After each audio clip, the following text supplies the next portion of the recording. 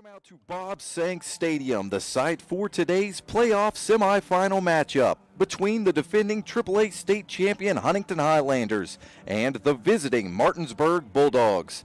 I'm Christian Palmer, welcomed alongside by Woody Woodrum.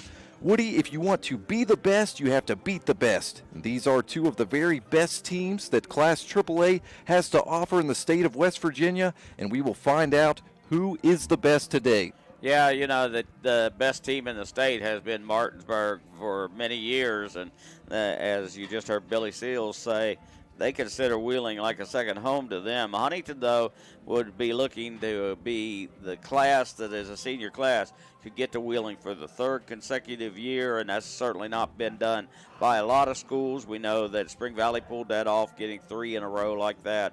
So Huntington's got a chance now to make it 3 in a row by going to Wheeling and playing the, well, how do we put the game last night? The winner of the game was Princeton, 73-70 over Bridgeport in a crazy shootout game. I don't think anybody saw that one coming. No, I don't think so. That could be categorized as a barn burner, I believe. Let's talk a little bit more about the visiting Martinsburg Bulldogs, undefeated at 11-0 on the season. A lot of similar faces from last year, but the one main difference is they've got their head coach back, Dave Walker, who has a 67-game win streak at Martinsburg, Woody. He's done an amazing job up there. Went to Concord College thinking he could kind of turn the Lions around, and was promised a bunch of things that Concord really wasn't able to deliver on. So he went back and asked if they'd like to get him back, and so much so that the guy who stepped in as head coach last year, he stepped down to become an assistant again for Dave Walker. They have a lot of respect for the guy up there, and you know, we heard them talking last week when they won their game. It was all about coming to Huntington and getting revenge on the Highlanders. And, you know, even Dave Walker said, well, I guess if we've got to root for somebody, sorry, Spring Mills, you're right here in our back door, but we're going to root to go to Huntington next week. And the Bulldogs have not lost since the last time that they were in Huntington. Of course, the Highlanders winning last season's matchup 28-21 at home. Couple of other notes on the Bulldogs. The offense has performed exceptionally well this season, averaging 43.6 points per game, and the offense is led by the senior quarterback Murphy Clement. On the season, he has over 1,500 passing yards with 17 touchdown passes. He's a dual threat quarterback, Woody, just shy of 700 rushing yards and also 15 rushing touchdowns. Yeah, he's the second leading rusher on this team with his 698 yards, and is tied with Coy Fagan for 15 touchdowns rushing as the team leaders in that category. So he will take off if somebody's not there in the pass game, but he's got some outstanding pass catchers, a lot of seniors in that group, and he spreads it around. There are at least 9 deep on the chart I filled out on people who have caught the ball at the receiver position. Plus, he likes to throw it to the backs. Fagans has caught quite a few passes, and 11 passes for him. Nicholas Busby, their backup, Busky, he has got a couple of passes. So they're going to throw it around, and this talented and very experienced secondary for the Highlanders is going to have to step up and play one of their best games in the back end of things. Defensively, when you look at Martinsburg's numbers, almost video game-like, the Bulldogs holding their opponents to 4.8 points per game. The defense has pitched 5 shutouts this season. The Bulldogs have allowed just 53 points all year long and only 7 points in the playoffs. So points might be tough to come by today, Woody. Well, that's for sure. You know, Huntington also has pitched 5 shutouts this year, and that's just the start of how things are very much alike about these teams. I mean, their point total of only giving up about 5 points a game is unbelievable, and it's really top notch. But then you look at Huntington, and they're giving up about 8 points a game. So nobody else in AAA is anywhere close to these two defenses as far as just giving up single-digit numbers in the other team's scoring. So, yeah, it could very well come down to a special teams play. They've got talented return men on both teams, or the kickers. While Huntington may get a slight edge there with Johnny I still they've made 49 of 58 point after touchdowns, and they're 1 for 1 on their only field goal. The Highlanders getting very used to playing this time of the year. In fact, this season's playoff run, a lot like last season, dominant in the first 2 rounds of the playoffs. Then Martinsburg at home, looking to go back to Wheeling for a 3rd consecutive season.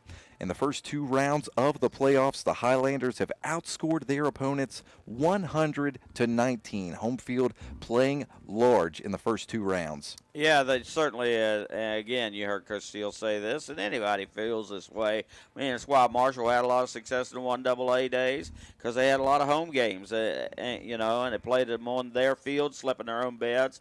That's the great part of being a guy on the road. So, he just right now it's probably the only edge you can really look at these 2 teams and say that one is in their favor. They drove down yesterday, came all the way into Huntington last night, got a good night of rest, and then got here to the stadium about 11 this morning. So I think both teams are about as ready as they could be for a semifinal matchup. And one of the main differences from last season to this season for the Highlanders is first-year starting quarterback Avante Crawford, who has played better and better as the season has progressed. Crawford finished last week with 5 all-purpose touchdowns, 4 through the air, 1 rushing touchdown, one of his best games of the season, but not just that, Woody, one of the best games of his career. Yeah, absolutely. So, hey, this is how good players and good teams are supposed to be playing this time of year. I mean, otherwise you're not moving on. You're a team, like we said, last night was crazy, and anything could have happened there. But I don't think this is going to be that kind of game. I think it's going to be a game where the offense bursts through occasionally, and the defenses are going to control the tempo most of the day. And I think it's going to be a fun game for people to watch and listen to. Certainly 2 fun offenses will be on display today. One player, Woody, that you talked about in the pregame with the Highlanders head coach Billy Seals is Malik McNeely, who also had one of his best performances as a Highlander. He scored 3 touchdowns last week. He has been one of the players who has had to step up late in the season as the Highlanders' star wide receiver Wayne Harris is out for the season. Yeah, and I think Tavion Wilson was the first guy to step up. Malik McNeely has stepped up here later in the season. And they all knew they were going to have to reach down and replace one of the best receivers in the whole state. And that hasn't changed, in my opinion, any at all since he went out in the middle of the season. So Wayne Harris was a joy to call for a year and a half. I'm sorry we didn't get more time to call him. He'll be at Kent State in January, starting his college career. He and Robbie Martin both have finished up all the classes they're going to need to be able to go to college in January. So, this is final hurrah for both of them on this field. Wishing them too all of the best at the next level, but still a little unfinished business here in Huntington. Both teams out onto the field on their respected sideline as the captains head toward midfield. The Highlanders wearing their home black uniforms, an all-black look with gold numbers and green helmets. The Martinsburg Bulldogs wearing their away whites with black numbers and black helmets. Khalif Ty, Robbie Martin, Cam Veazey, and Caillou Jackson, the captains for the Highlanders. Looking closely for the numbers of the Martinsburg Bulldogs at midfield, not seeing those for the captains at the moment. No Murphy Clement is out there. So is number 50, Rashad Reed, is out there. I believe number 77 is out there. It's Wes Hancock. One more player is covered up right now. And there's the flip, hits the ground. Huntington has won the flip. And I believe they will defer. The last captain is E.J. Hendricks. So just about ready to get underway here in Huntington. Beautiful weather today. It looks warmer than it is, though. 30-some degrees today, but absolutely clear skies, football weather. It's one of those rare days where it's actually warmer out in the sun than it is inside the press box today. So I think the folks out there are going to enjoy that sun from the start to finish today. It's a little coolish inside here. Just a few moments away from kickoff, and this was such a thrilling matchup last season. The Highlanders winning 28-21, then advancing onto the state championship and securing the first football state championship in Highlanders history. Huntington looking to repeat all of that in today's game, and the Bulldogs looking for their revenge. The Highlanders will kick to start the game. Senior kicker Johnny Ii standing at the 40, placing the ball down at the right hash. Sherrod Musgrave has a touchdown this year. It came last week in their game, 84-yarder. He is back to return along with Brady Hager. II lining up for a potential pop-up kick as he has done the past few weeks. And we are underway with a pop-up kick that is caught at the Bulldogs 26. A fair catch made by Malachi Williams. This is a smart way to go, I think. If you're not used to running back kicks, then just take the fair catch and play on. So the Bulldogs offense that is averaging 43.6 points per game gets the ball first and will try to start the game with a statement. Shotgun formation for the Bulldogs. 3 receivers to the far side of the field, 1 to the near side. 6-foot senior quarterback Murphy Clement leading the offense with Coy Hagan to his right. And the Bulldogs starting with Buskey in the backfield. And Clement with the quarterback keeper on first down. He's got 11 yards and moves the chains. Cam Veazey makes the tackle, but not before he picked up a first down. An 11-yard pickup moves the ball to the Bulldogs' 38-yard line. A 12-yard pickup by Clement, the senior quarterback. Similar formation for the Bulldogs for this 1st and 10. Like to spread the defense out with all those and then take it up inside with the running back. And Buskey gets the carry, running to the near side of the field and leaping out of a tackle. He's close to the line to gain. Needed the 48 for the first down, waiting for the spot. The far side official says that he has enough. The referee, Larry McCloy, he wants to take a measurement. Every call crucial in this semifinal playoff matchup. Tavion Chandler got the tackle that time, although he never really scraped across him, but when he went down, he didn't get up and run, so it must have been just slight contact as he went underneath Buskey. We expected to see, we saw him warming up. Coy Fagan plays quarterback as well as running back for them, and so far, no sign of him in this game. But they haven't needed him. 2 straight first downs. Fagan with just shy of 900 rushing yards on the season and 15 rushing touchdowns. The measurement indicated that the Bulldogs have enough to move the chains. 1st and 10, Martinsburg. With the ball on their own 48-yard line. Still scoreless a minute into the contest. Huntington's going with a 3-man down look.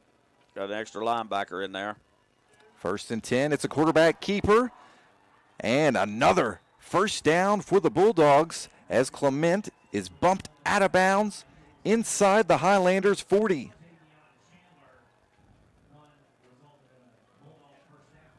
Put about the 37-yard line. So a 15-yard gain. 15-yard pickup moves the chains for the Bulldogs. Now into Highlanders territory. 3 carries, 3 first. That's not the way the Huntington defense wanted to start. Same formation for the Bulldogs. Trips receiver set to the far side of the field.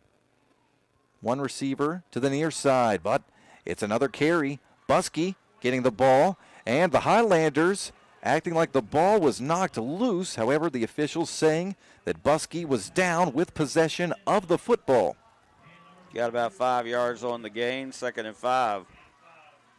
Tackles were Landon Miller and Walt Williams, the linebackers.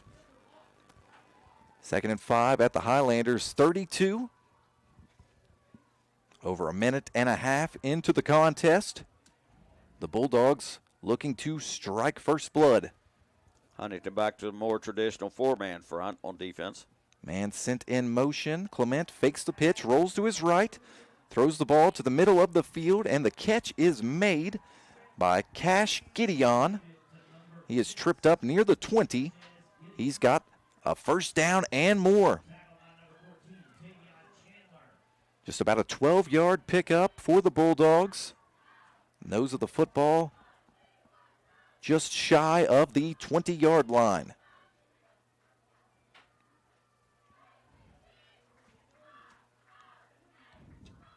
First and 10 for Clement and company. It's quarterback keeper on first down, and he barrels over a defender.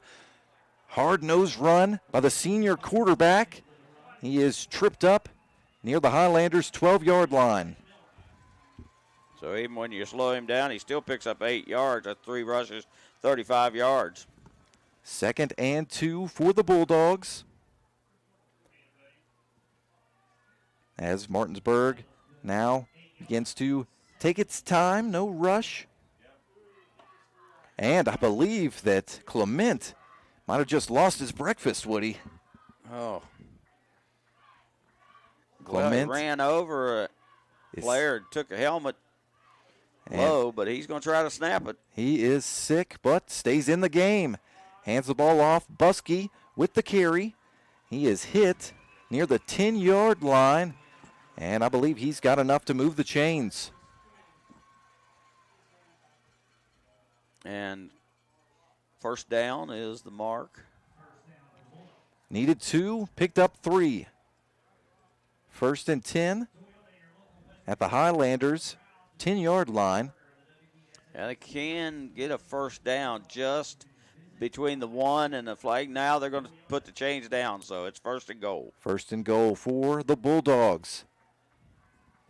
Clement with the quarterback keeper running up the middle inside the 5. Then brought down by the Highlander defense at the 4-yard line. Landon Miller makes the stop. So 2nd and goal now for the Bulldogs. Under 8 minutes to go in the first quarter. Showing that one down at about the 5. Clement sends a man in motion, keeps it himself, and he is hit at the line of scrimmage and brought down. It'll be 3rd and goal. Caillou Jackson hit him first, but the tackle was 20 and 22. Caillou stopped him in his tracks, so for the first time in this game. Matter of fact, he loses a yard there.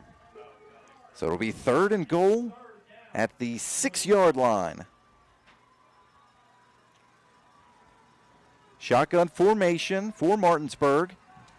Buskey and at running back. The Highlander faithful making some noise in the stands. Clement takes a snap, pitches it to Buskey, and he's in the end zone. Touchdown, Bulldogs. Martinsburg strikes first with 6:54 to go in the first quarter.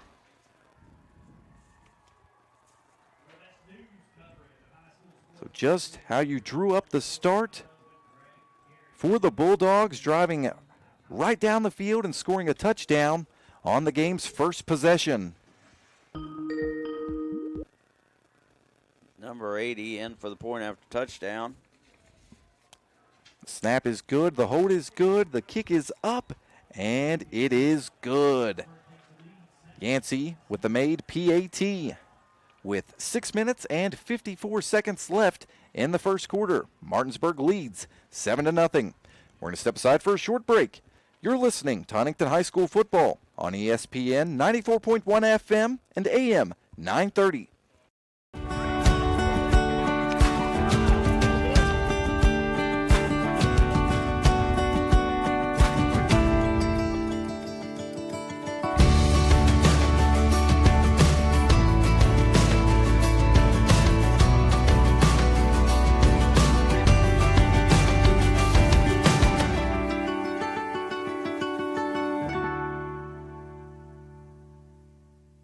Going out? Hungry? Have kids? Looking for a fun, casual joint? Then Roosters at Pullman Square in Huntington is the place to be. Bring the kids 12 and under on Tuesdays, and they eat for just 99 cents all day long. That's right, an entree, 2 sides, and a drink for less than $1. Plus, Tuesday at Roosters means a featured appetizer all day for just $2. Roosters will lighten your mood and not your wallet. And you can always enjoy your favorite sports on Roosters 40 TVs. Roosters at Pullman Square in Huntington. A fun, casual joint. Got into the end zone.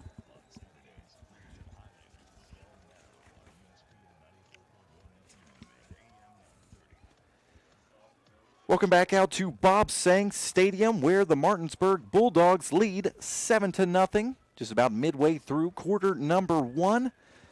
The Bulldogs driving the ball down the field, a 10-play, 74-yard drive that took up over 5 minutes of game time and ended with a touchdown. The Highlanders looking to answer back. After a touchback, Huntington will start on its own 20-yard line. Penalty markers on the field before the play can get going. The Bulldogs defenders pointing toward the Highlanders' backfield. It is a false start on Huntington High.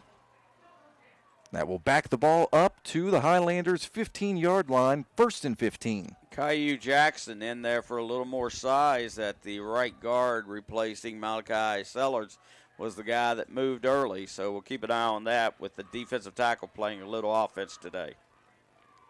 1st and 15. Shotgun formation. It's a handoff on first down. Zaw Jackson with the carry. Bouncing the ball to the outside, near side of the field. Nice run by Jackson on first down. Marked down at the Highlanders' 24-yard line, 9-yard pickup. That'll make it 2nd and 6. It's a good start for the Highlanders after the mistake on the penalty. Zaw Jackson came into today's contest with 877 yards on the ground and 12 rushing touchdowns.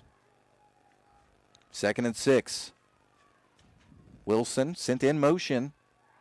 Fakes the handoff to Zaw, throws the ball down the field. Jamari Tubbs with the catch and run. Bumped out of bounds in Bulldogs territory. A nice catch and run to get the Highlanders offense going.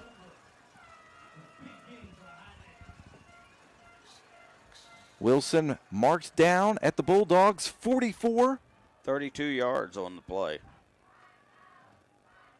1st and 10 for the Highlanders.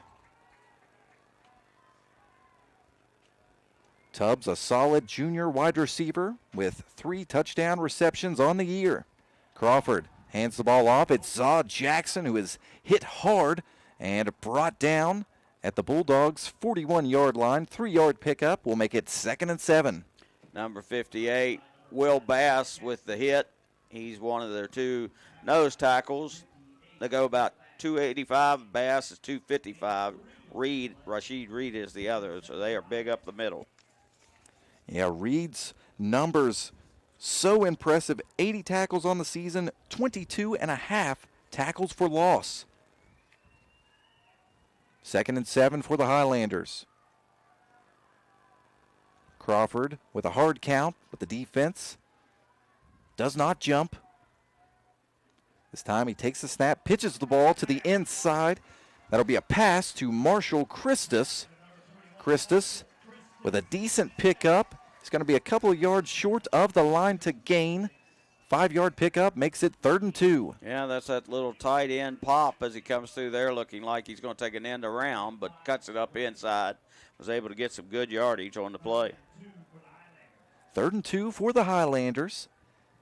Under 5 minutes to go in the first quarter, with the Martinsburg Bulldogs leading 7-0. It's a handoff on 3rd and short. Zaw Jackson with the carry, and it's going to be close. Far side official is marking him short. I think Jackson might be just about a half-yard shy of the first down. And that is what the call on the field is. 4th and short. So officially give him one there, and it's a 4th and 1. Call it the 35, but it's about the 34.5. Crawford rejoining the huddle after jogging to the sideline for the play call. Shotgun formation, Zaw Jackson in at running back. Motion man is Wilson. Handoff to Jackson. He's got the first down. Good push by the Highlanders offensive line. Moves the chains and gives the Highlanders a fresh set of downs. The ball marked down at the Bulldogs 33. 4 carries for 15 yards for Jackson. Zaw Jackson has played well all season long, but has played better and better in the postseason. Trips receiver set to the far side of the field. One receiver to the near side. Crawford takes a snap, hands it off. It's Zaw Jackson with the carry, who is able to quickly burst forward for a short pickup. Number 50, Rashad Reed. Also number 9, Ace Flores, one of their linebackers. 2-yard pickup makes it 2nd and 8. Under 3 minutes to go in the first quarter. The Bulldogs lead by a touchdown.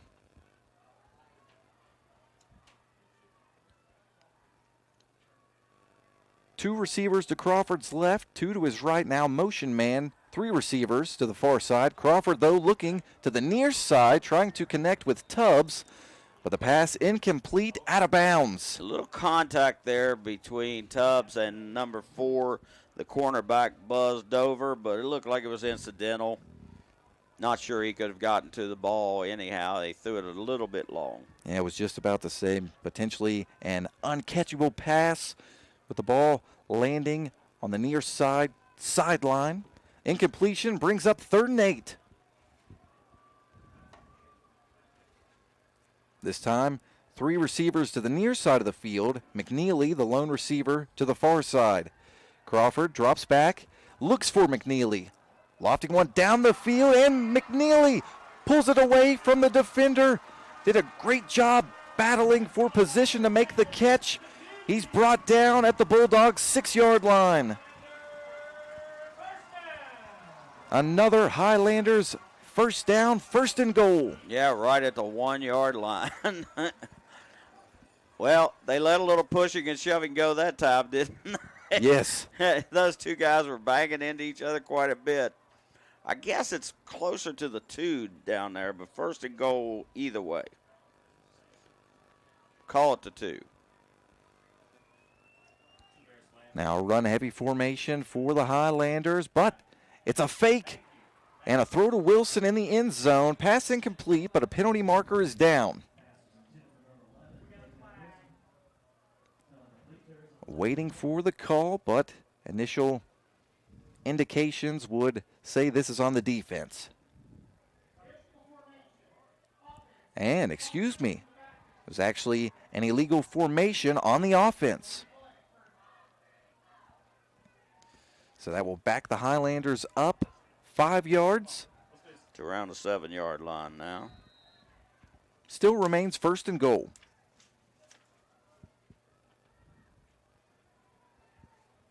Crawford gives the offense the play signal as the Highlanders break the huddle. McNeely and Wilson on the near side of the field. McNeely sent in motion, but it's going to be a handoff to Jackson, who breaks it to the near side of the field, but great pursuit angles by the Bulldogs defense, and Jackson is dropped in the backfield at the 10-yard line. Yeah, Murphy Clement, the quarterback, also the free safety, they say, but that time I'd say he was playing more like a maybe a nickel back. Yeah. He was over there on Jackson, was covered to that way, and just very few guys are going to prevent Za Jackson from getting the corner, but nice tackle by Murphy on that play.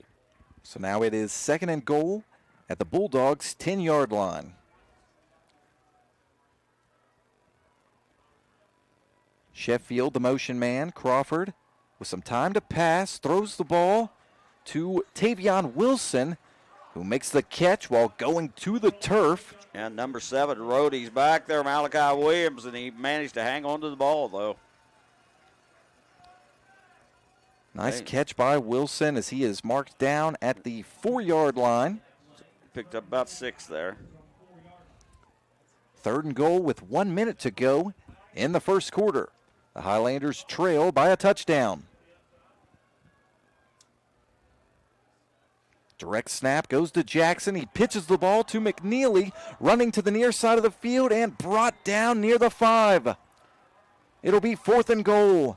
That time buzzed over number 4, Coy Fagan, number 3, who we expect to see a running back. He's at his starting linebacker position. They team up to make the tackle at the 4. No gain on the play. The field goal unit onto the field now for the Highlanders. 22-yard field goal attempt for the senior kicker, Johnny Ii. The snap is good, the kick is up, and it is good. With 9 seconds to go in the first quarter, Martinsburg leads 7-3. We're going to step aside for a short break. You're listening to Huntington High School football on ESPN 94.1 FM and AM 930.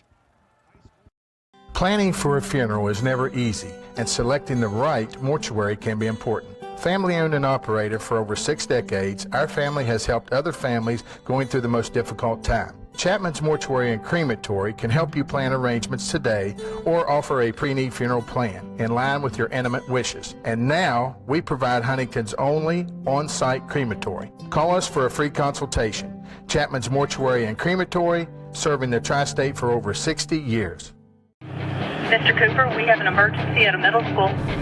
Thank you. Board office, will you activate the crisis team? This is not a drill.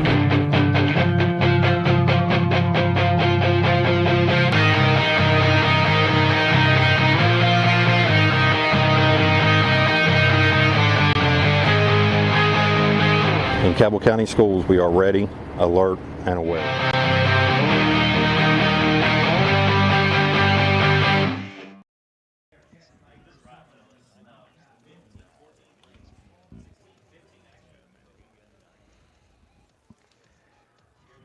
10 seconds left in the first quarter here in Huntington, where the Highlanders trail 7-3 in this semifinal playoff matchup against the Martinsburg Bulldogs. Johnny Ii with another pop-up kick down the field that was fair caught by the Bulldogs on their own 23-yard line. Malachi Williams coming up with that fair catch. So the Bulldogs, after going right down the field and scoring on their first offensive possession, will look to do it again.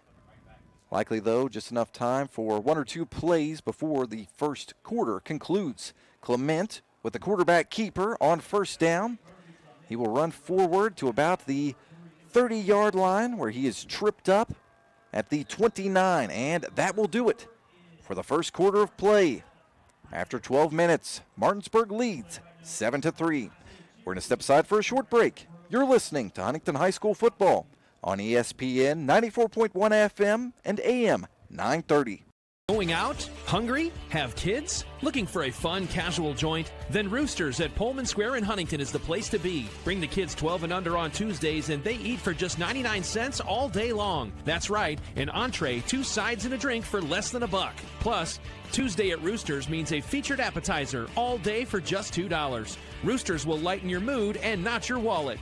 And you can always enjoy your favorite sports on Roosters 40 TVs. Roosters at Pullman Square in Huntington, a fun casual joint. Hi, I'm Doug Nestor. I'm from Canova, West Virginia, and when I'm back home, you can find me at my local Par-Mar store. We have that gold and blue pride at your local Par-Mar store. We are coming to your neighborhood soon. West Virginia, Kentucky, Ohio, Pennsylvania, and Maryland, we have you covered. Download the Par-Mar app and sign up for the Par-Mar Rewards Card. Food, gas, groceries, and more, we are gold and blue proud, and we are Par-Mar stores. If there's not a Par-Mar store near you now, there will be soon.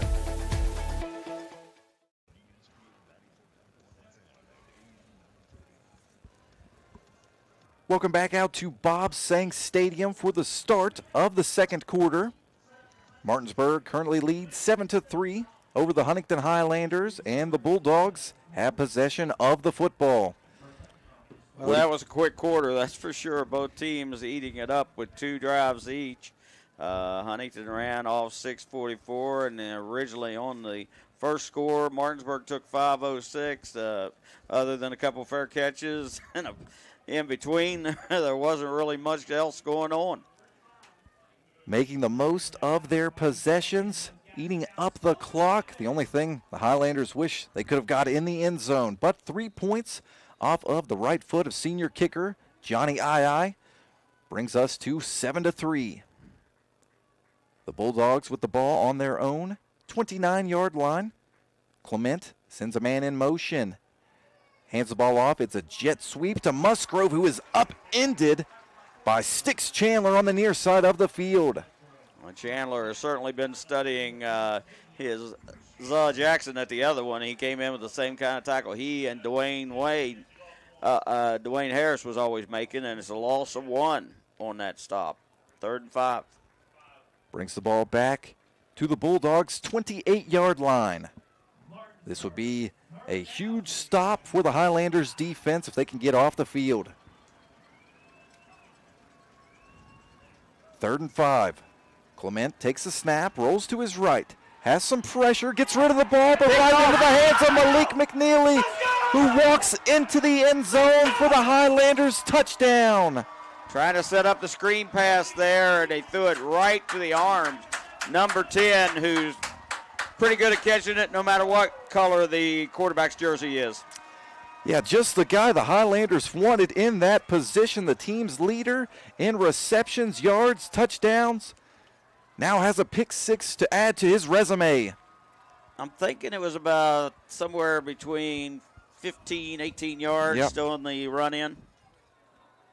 We'll check that during this timeout after the point after touchdown. He has caught the ball at the 21-yard line. The extra point by II is up, and it is good.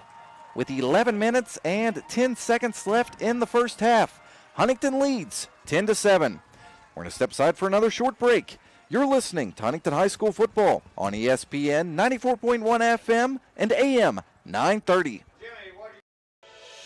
Hi, I'm Wyatt Milam. I'm from Canova, West Virginia. When I'm back home, you'll find me at my local Par-Mar store. We have that gold and blue pride at your local Par-Mar store. We are coming to your neighborhood soon. West Virginia, Kentucky, Ohio, Pennsylvania, and Maryland, we have you covered. Download the Par-Mar app and sign up for the Par-Mar Rewards Card.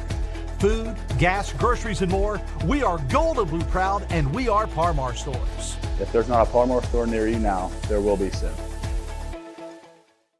Cabell County Schools has a zero-tolerance policy for bullying, harassment, and intimidation. We're excited to provide the Stop It mobile app for our students. Stop It has 2 powerful features. Students may report incidents or talk directly to school officials. Cabell County students have the power to end harmful and inappropriate online or physical bullying. You can download the app from Apple or Google Play. Together, we can create a safer, kinder school community. Number 1. Welcome back out to Bob Sank Stadium, where the Huntington Highlanders lead 10-7 after a Malik McNeely pick 6. An excellent performance by the defense has the Highlanders leading 10-7, looking to keep the momentum going. A fair catch made by Sarad Musgrove of the Bulldogs, On the Johnny I kickoff, the Bulldogs will start this possession on their own 27-yard line. Trips receiver set to the near side of the field. A lone receiver to the far side. But it's going to be a run. Buskey gets the ball on first down, and he is hit near the 30 and swallowed up by the Highlanders defense. Looked like the first guy there was number 21, who we haven't seen much of. Marshall Christus on defense, but getting a little time there at defensive end where he played quite a bit before. 3-yard pickup will make it 2nd and 7. Same type of formation for the Bulldogs on 2nd down.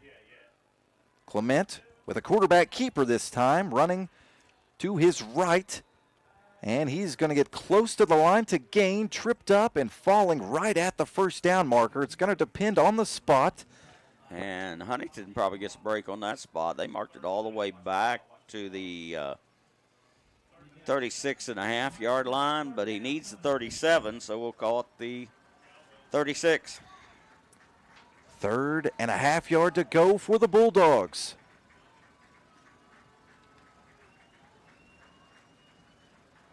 Clement sends a man in motion. It's going to be a quarterback keeper. He's got the first down before being hit by Walt Williams. Able to just get past his own 40-yard line and moves the chains in the process. All the way up to the 41-yard line, a gain of 5. As a quarterback, you always have to have a short memory, and after the pick six, Clement just trying to get that out of his head, maybe trying to take out some frustration on the Highlanders defense. Oh, absolutely. I'm sure the Highlanders want to get him to 3rd down more often. 3rd and long. 1st and 10 for the time being. Clement takes the snap, looks to pass, throws it short. Musgrove has the ball, and he is brought down in the backfield. Let's go, team. Half of the Highlanders defense collaborating together on that stop. First guy there was Wiz. Khalif Tai made the first stop. He got all kinds of help. Cam Veazey was there.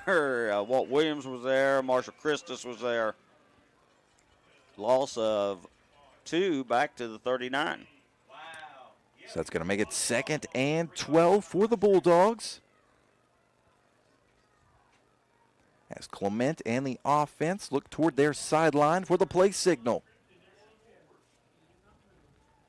8 minutes and 35 seconds to go in the first half. The Highlanders lead by a field goal. Play a game. And the Bulldogs not able to get the play off in time. Do not see a penalty marker down right away. Were they able to call a timeout in time?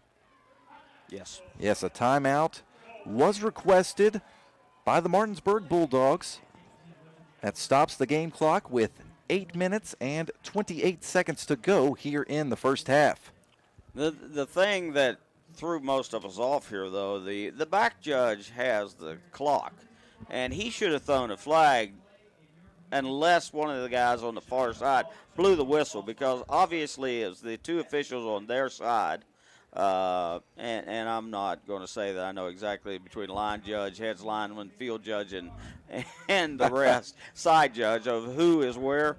But somebody over there was gotten to. Coach called that timeout. You know, it was very close to the end, but we didn't hear a whistle, and that's why most people thought it was a timeout that came after the whistle. And during this stoppage, we want to remind you the West Virginia Secondary School Activities Commission promotes athletics that provide lifelong and life-quality learning experiences to high school students while enhancing their achievement of educational goals. Play, perform, compete together. Pick things back up with a 2nd and 12 for the Martinsburg Bulldogs. Still 8.5 to go in the first half. Clement with the play action pass, throws it back to where he faked the handoff. Buskey with the reception on the near side of the field. Nice catch and run by Buskey, able to get into Highlanders territory. Yeah, Tavion Chandler, though, got faked, and he bit on the move to the inside, Buskey cut it back outside and turned what should have been a short gain into a first down into Huntington territory. Buskey able to take the ball all the way to the Highlanders' 37-yard line. 24 yards on that pass and catch. Mentioned this earlier, but a bit of a surprise seeing exclusively Buskey at running back. Coy Fagan with just shy of 900 rushing yards on the season. 1st and 10, Clement with the quarterback keeper. He is brought down after picking up 2 yards down at the Highlanders' 35. That'll make it 2nd and 8. Vontae Crawford and number 8 as well. Markel Jones in on that stop of Clement. So the clock continues to roll with 7.5 minutes left in the second quarter. The Highlanders owning a 3-point advantage after the pick six by the 6'3" senior Malik McNeely. Shotgun set for the Bulldogs. And this time it is Coy Fagan getting the carry and getting close to the first down marker. Walt Williams got a hold of him, gave him a little ride, so did Marshall Christus. It's going to depend on the spot, but believe he's going to be just shy of the first down marker. Needed 8, got 7.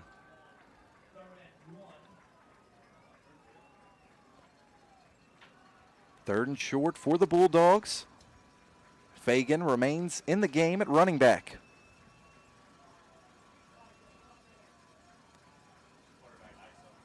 The Bulldogs taking their time. Clement gets the snap. It's a quarterback power. He's got the first down and a couple of extra yards inside the Highlanders' 25-yard line. Walt Williams makes a stop again. Walt Williams all over the field today. About a 5-yard pickup by Clement, making his way to the Highlanders' 23-yard line. He's got 9 carries for 64 yards. Not any big runs, but he just keeps nailing them for 5, 6, 7. This time, drops back to pass. It's a screen pass to the far side of the field. Making the reception for the Bulldogs is Buzz Dover. Dover with a defender immediately wrapped around his legs, unable to get out of the tackle. Yeah, Khalif Ty again playing it the way the corner's got to play it. It's a solo tackle. You've got to make it out there. He did after just a couple of yards picked up there. Yeah, 2-yard pickup makes it 2nd and 8. 5.5 to go in the first half. Clement and the offense looking toward their sideline for the play signal. The Highlander defense trying to bend but not break on this drive. It's going to be a handoff. Fagan gets the ball, and he is hit hard at the 20. That time, Caillou Jackson was there first, then got help from Williams and Veazey. Fagan picks up a yard on the play. Marks down right at the Highlanders' 20-yard line. So it will be 3rd and 7 for the Bulldogs. Troops receiver set to the near side of the field. Clement, though, with the quarterback keeper, hurdles a defender, but is brought down shy of the line to gain. Penalty marker also on the field, far side of the field at the 20-yard line. Well, it looked like the right tackle definitely had one of the Highlanders bent around. No flag on it is the call, though. They wave it off. And so that stop will make it 4th down at the 15. So it will be 4th and 2 for the Martinsburg Bulldogs. A field goal would tie the game, but it appears as though the offense will stay on the field and go for it. Fagan remains in the game at running back. Clement, always a danger to take off as well. 3 receivers to the near side, 1 to the far side. Whistles blown before the snap.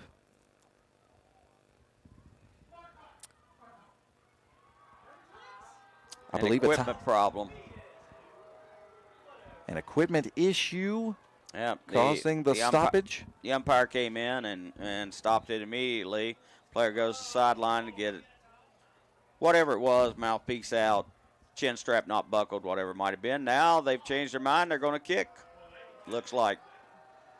Yes, multiple substitutions, a wholesale change, and yes, that is the field goal unit on to attempt a 32-yard kick. The kick is up, and it is no good. Pulled it to the left, and the Highlanders keep their 3-point advantage. Well, you know, it's hard to believe that an equipment issue would cause a player to have to go out, and then, you turn right around and they think they kind of overthought it maybe. Yeah. Because that's his only second field goal attempt of the year, and obviously that's his first miss. That one was from 32. His only other field goal was 23. It wasn't the distance. It was he pushed it way left. The Highlanders will take over with the ball on their own 20-yard line. Still 3 minutes and 42 seconds left in the second quarter. Crawford sends a man in motion, pitches the ball. Mikey Johnson getting the ball and extending his arm forward, trying to get every precious yard available. A 4-yard pickup makes it 2nd and 6. Tyon Jacobs, a sophomore outside linebacker, made that stop. Here the coaches in the next booth telling Mikey Johnson to stay outside. I'm sure he'll get that from the sideline when he gets in over there. Mikey Johnson played football his freshman season, but just picked it back up this year, and you could never tell that he missed any time. No, penalty that's marker for sure. on the field. Sorry, didn't mean to cut you off there, Woody. No, that's okay. Couple of penalty markers on the field awaiting the call from the officials.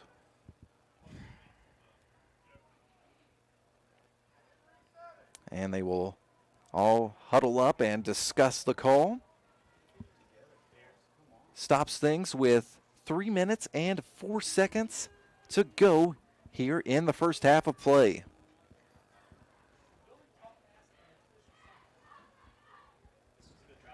The officials now breaking up and not making a call, just saying second down. 2nd and 6. Shotgun formation for the Highlanders. Man sent in motion to the near side of the field. Crawford back to pass, lofting the ball down the field, just a little too much on it. Able to just nick the outstretched fingertips of Jamari Tubbs. Yeah, he laid out, gave it a really good effort trying to come up with it just a bit too long. Pressure in his face, but really not close to putting him down, so Crawford just missed it about an inch or so on a 40 or 50-yard pass. The incompletion stops the game clock with 2 minutes and 47 seconds left in the first half of play. Now, the last thing the Highlanders would want to do after the missed field goal is give the ball right back. That's for sure. 2 receivers to the far side of the field. Mikey Johnson sent in motion that way, and Avante Crawford under all kinds of pressure and brought down in the backfield. The Bulldogs get the sack. Nicholas Buskey and Tyon Jacobs are both in the backfield that time. Looks like what they're doing is changing up those outside guys. Fagans and Buskey are taking turns. Flores and Jacobs have been in and out of the game. That time, Buzz Dover went out. But that brings on Tavion Wilson to punt. Wilson standing on his own 2-yard line, getting ready for the snap.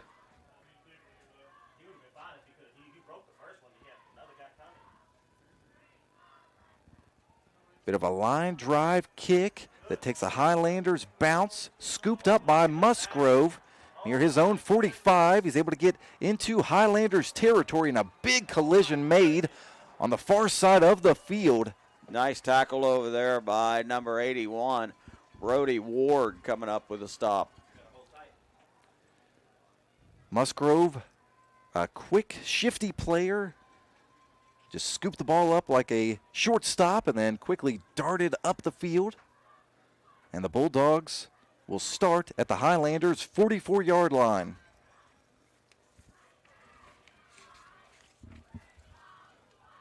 Under 2 minutes to go in the quarter. 1 minute and 49 seconds left to work with for the Bulldogs offense.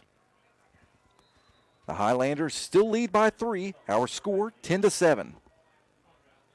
Clement takes the snap, hands it off. It's Fagan with the carry, running to the right side of his line. Able to knife inside the Highlanders 40. 5-yard pickup. We'll make it 2nd and 5. Avante Crawford, the Highlanders quarterback, chipping in on the tackle.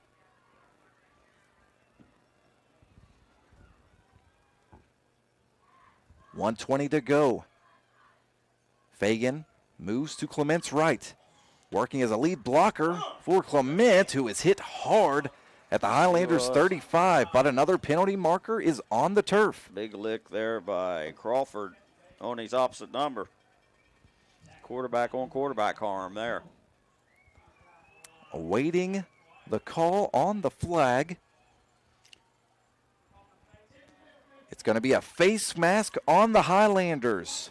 Incremental face mask. So after the gain of about 4 yards, then they'll get 5 more yards on that and move the ball to the 30. Nose of the football just touching the Highlanders' 30-yard line. 1st and 10 for the Bulldogs.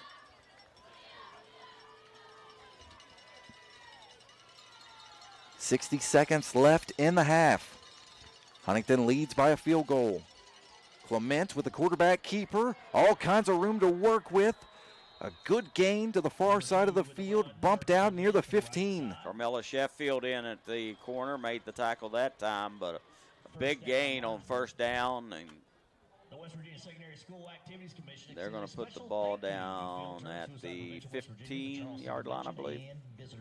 That would make it a 15-yard pickup by the senior quarterback, Murphy Clement, who is now over 700 yards on the ground this season.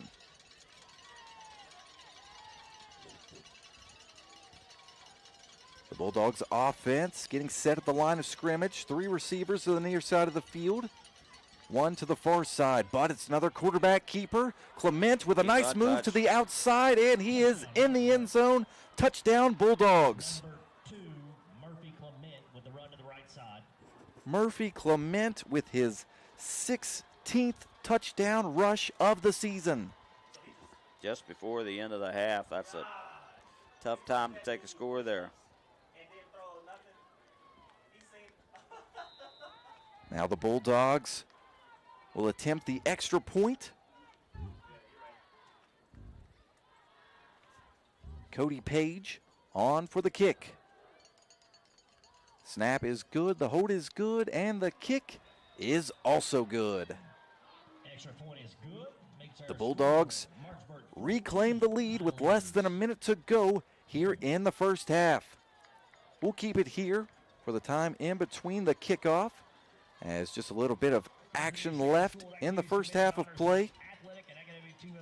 Both teams have got to feel like they played a solid half up to this point, but the Highlanders not as much woody after giving up the last-minute score. No, that's for sure, and you know, it felt like they had pretty good momentum after the stop and the field goal, but the sack really hurt.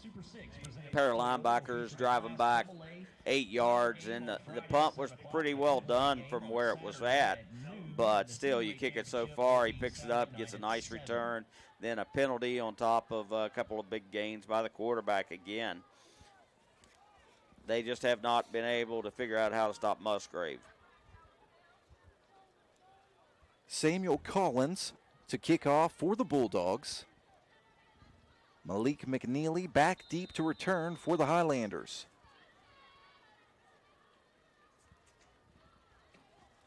Still just about 45 seconds left for Huntington's offense to work with.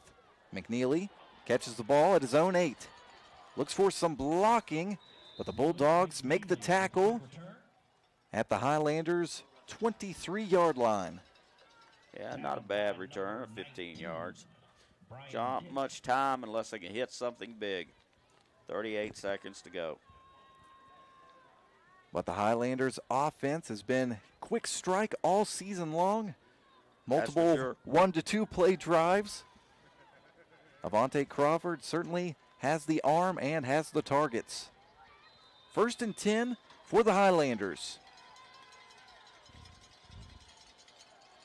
Wilson goes in motion. It's a handoff to Zah Jackson, who is brought down at the 27-yard line.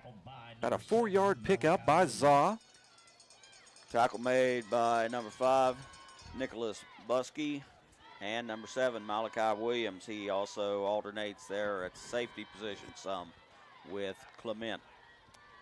The Highlanders not in a big rush as the clock continues to tick down. Under 10 seconds to go in the half. I just think they were too deep to think about doing anything crazy with the ball. Crawford trying to get rid of the ball but has no time to do so. Brought down in the backfield for the sack, and that is how the half will end.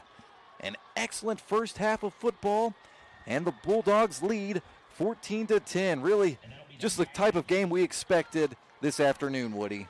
Yeah, absolutely. Good defenses on both sides. It's it's a 14-10 game at the half. I think that's what most people kind of thought this game would look like. And both teams got quick scores. The first drive was a masterpiece for Martinsburg, but Huntington then picks off a pass and runs it in for an easy touchdown, and a Johnny I field goal gave them the lead till just before the half. So we'll see what they can go in and figure out in the locker room at halftime. We're going to step aside for a short break. You're listening to Huntington High School football on ESPN 94.1 FM and AM 930. The Marshall Orthopedics High School Game of the Week is presented by the Marshall Sports Medicine Institute. Fueled by your neighborhood Parmar store. If there's not a Parmar store near you now, there will be soon. And sponsored by Jason Elkins State Farm. The Marshall Orthopedics High School Game of the Week from Kendra Digital Sports.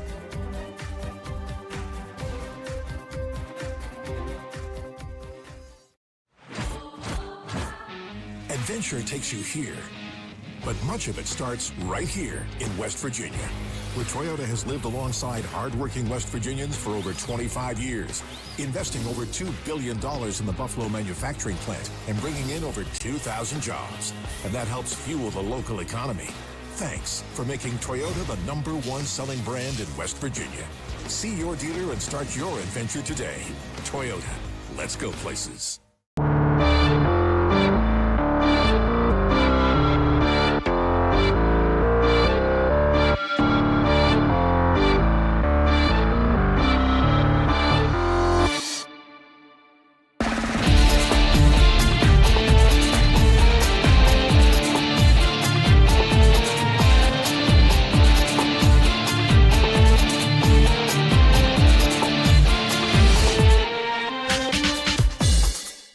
Food Fair. Fresh produce means we use local farmers and agriculture to provide the best for your family, from the farm into your hands. Convenience means providing cut and ready fruits and vegetables that give your family freshness without the prep time. By downloading the Food Fair app, you can shop fresh, collect cart cash rewards, and even have freshness delivered right to your door. Download the Food Fair app today and start shopping. Food Fair, conveniently fresh. You really can't get much for $5 these days, unless... Is that a real song? I think she liked it. Your choice of sandwich plus all this for just $5 is worth celebrating. Choose wisely. Choose Wendy's Piggy Bag. Hi, this is JJ Roberts from Huntington, and when I'm back home, you will find me at my local Parmar store. We had that thundering herd pride at your local Parmar stores. We are over 200 stores strong and growing. Download the Parmar app for even more savings and sign up for the Parmar Rewards Card. Whether it's food, gas, or groceries, we have you covered. We are Marshall and we are Parmar stores. there's not a Palmar store near you now, there will be soon.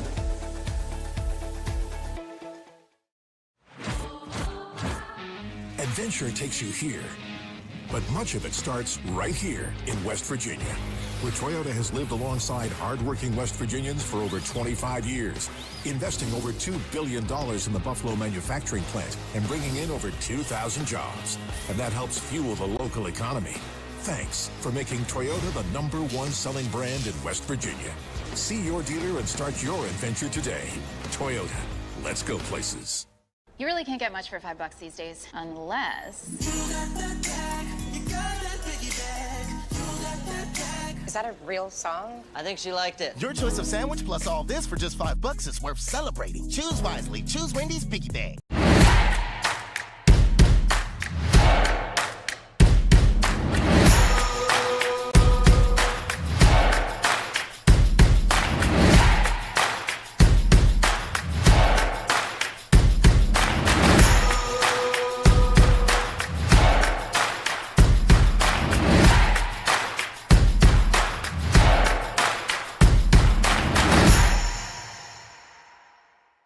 Here at Thornhill, our goal is to provide you with the best automotive experience. From our state-of-the-art facilities, amenities, and certified staff, we call family. You'll be offered the best experience you deserve.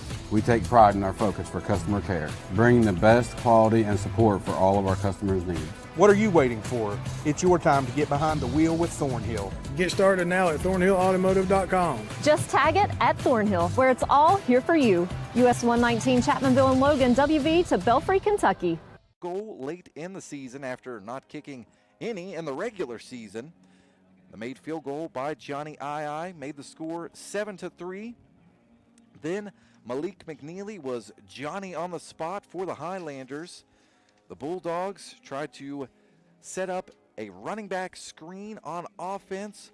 Murphy Clement had no time at all to even think, just kind of drifted back and hoped that there would be an opening for his running back, but his pass landed in the waiting arms of 6'3" Malik McNeely, who was able to just waltz into the end zone untouched for the pick six.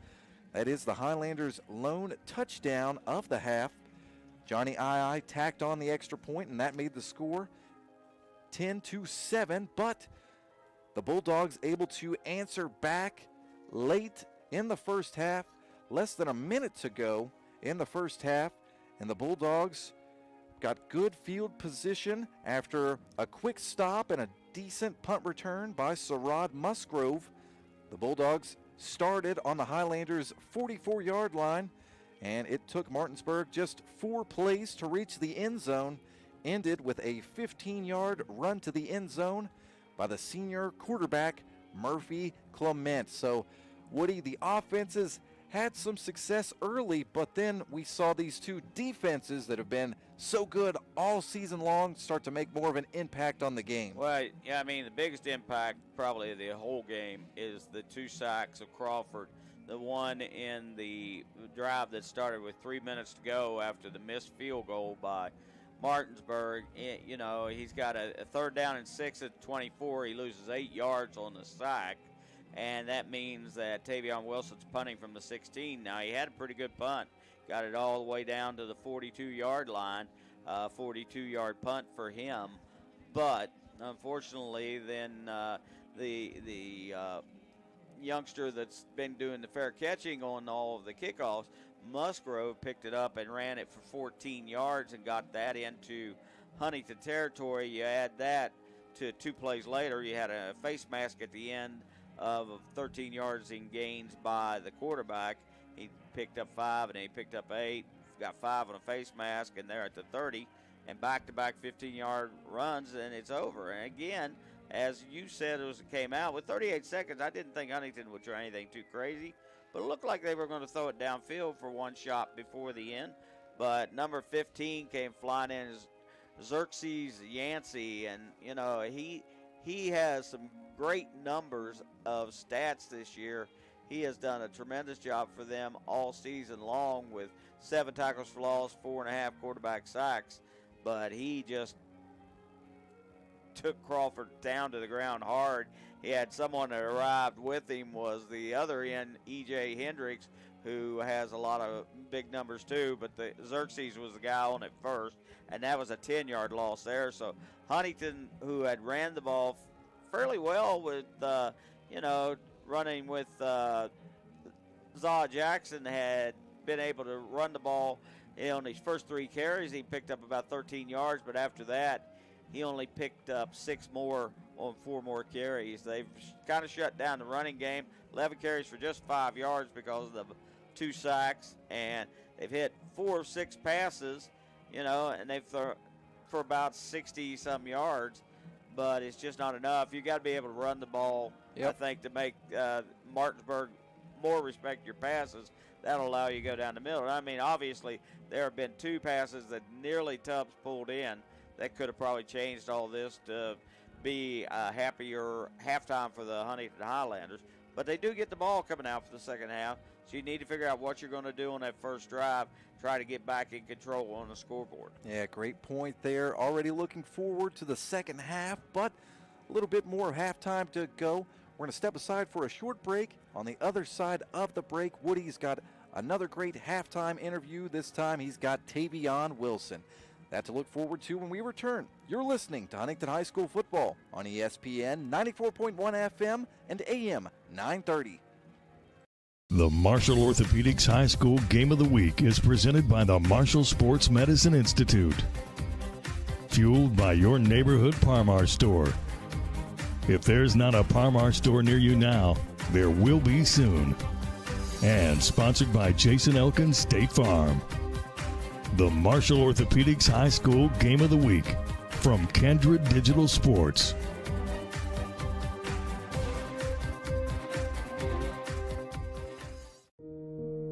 I care. I care. I care. I care. I care. It doesn't matter how big or small your problem is. We want you to know that we're all in this together. At Cabell County Schools, we want everyone in our school community to know that they belong and that we care.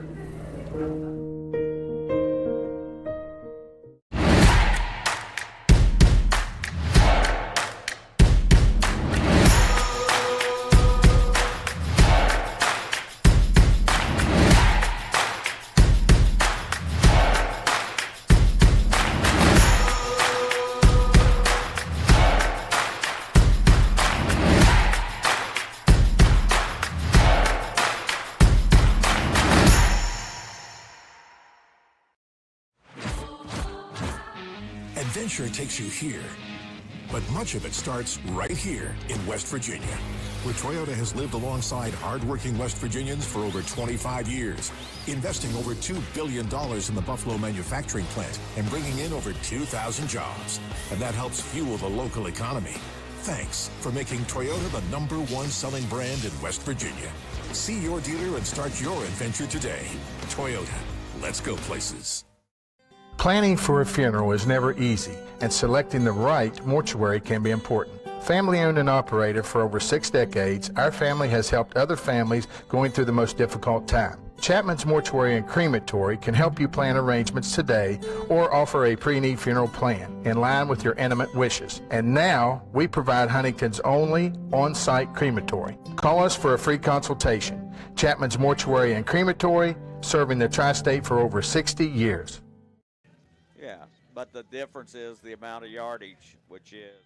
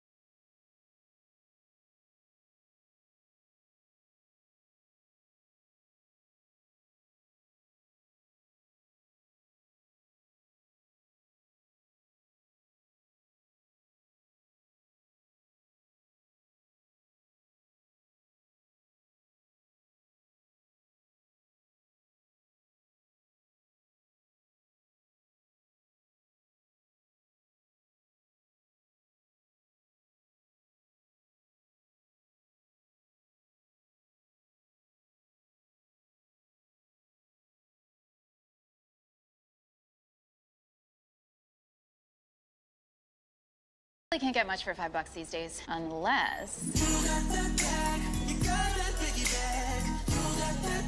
Is that a real song? I think she liked it. Your choice of sandwich plus all this for just $5 is worth celebrating. Choose wisely. Choose Wendy's Piggy Bag.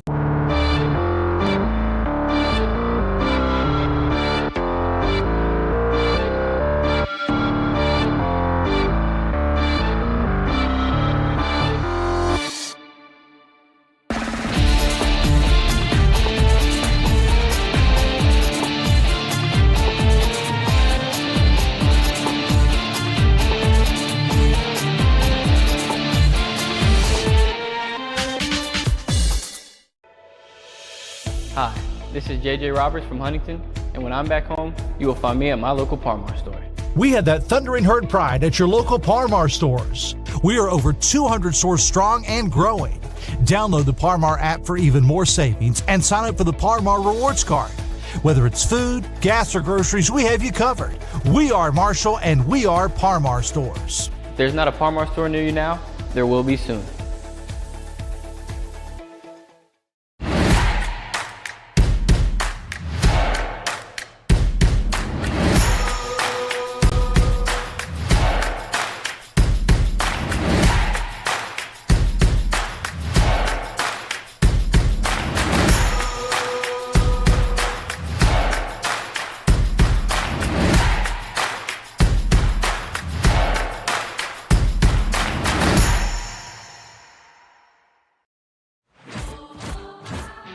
Adventure takes you here, but much of it starts right here in West Virginia, where Toyota has lived alongside hardworking West Virginians for over 25 years, investing over $2 billion in the Buffalo manufacturing plant and bringing in over 2,000 jobs. And that helps fuel the local economy. Thanks for making Toyota the #1 selling brand in West Virginia. See your dealer and start your adventure today. Toyota, let's go places. Currently, the Martinsburg Bulldogs lead 14-10 over the Huntington Highlanders. That is our score at the half. I'm Christian Palmer, worked alongside by Woody Woodrum. Woody, let's take a look at some other scores. Yeah, they got a good one going up in Michigan today. They're in the third quarter. It's 17-17. Ohio State and Michigan are tied. Oh, man. Michigan has the ball. Number 10, Louisville, leading UK in the Battle of the Bluegrass today, 24-21 in that game. Texas A&M is leading number 14 LSU 24-21. That game is in the fourth quarter, just started in the fourth. Indiana's beating Purdue 28-18. That's in the third quarter.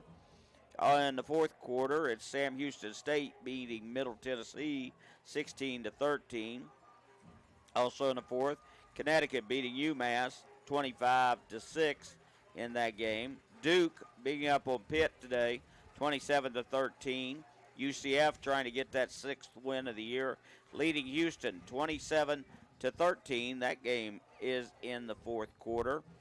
SMU is leading Navy 65-14 in the third quarter. Troy beating Southern Miss 28-17, also in the fourth quarter. And Woody, it looks like we just lost connection. Oh, okay. Wow. Yeah. Let me get it.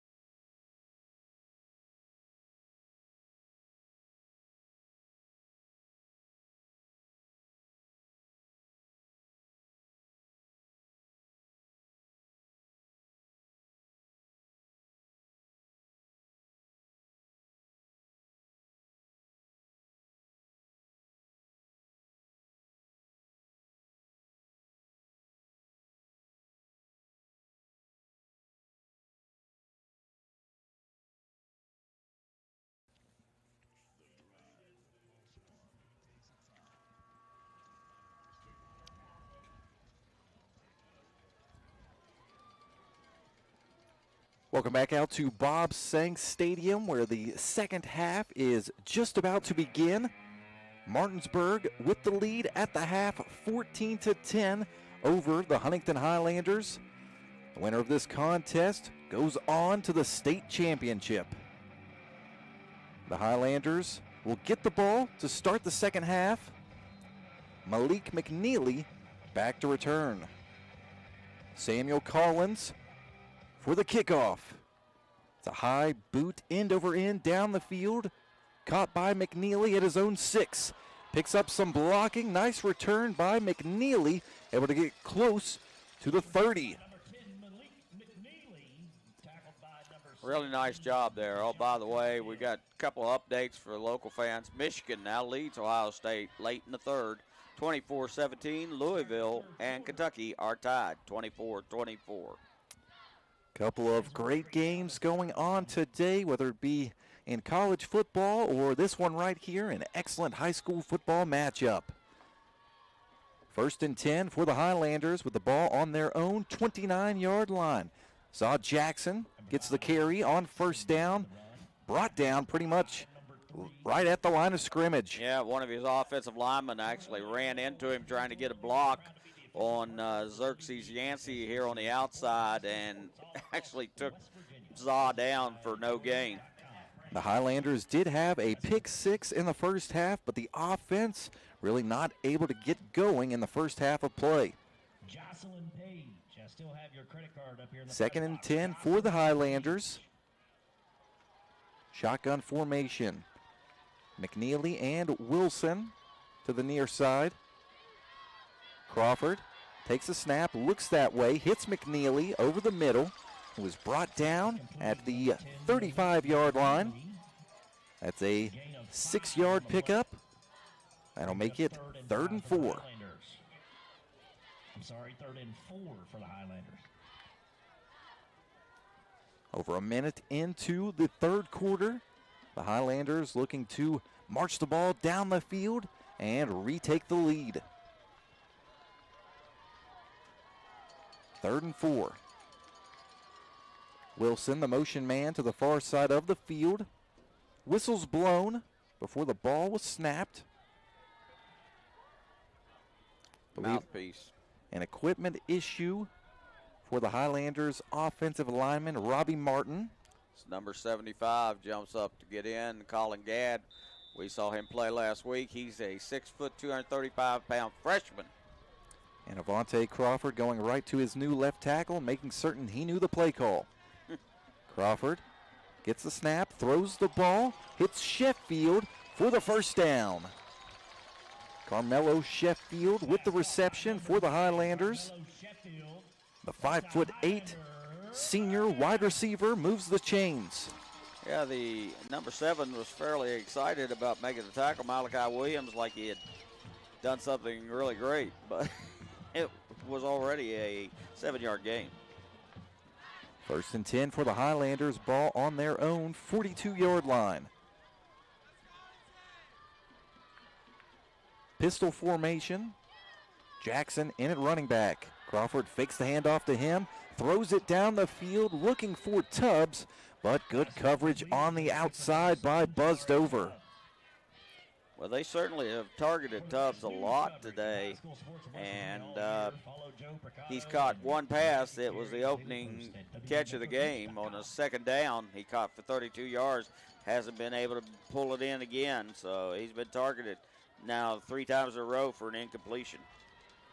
So the incompletion brings up 2nd and 10 and stops the clock with 9:45 left to go in the third quarter. Saw Jackson gets the carry, running up the middle past the 45, brought down at the 46-yard line. Nice pickup there, brings up a 3rd and 6 now. The Highlanders looking to build up some offensive momentum.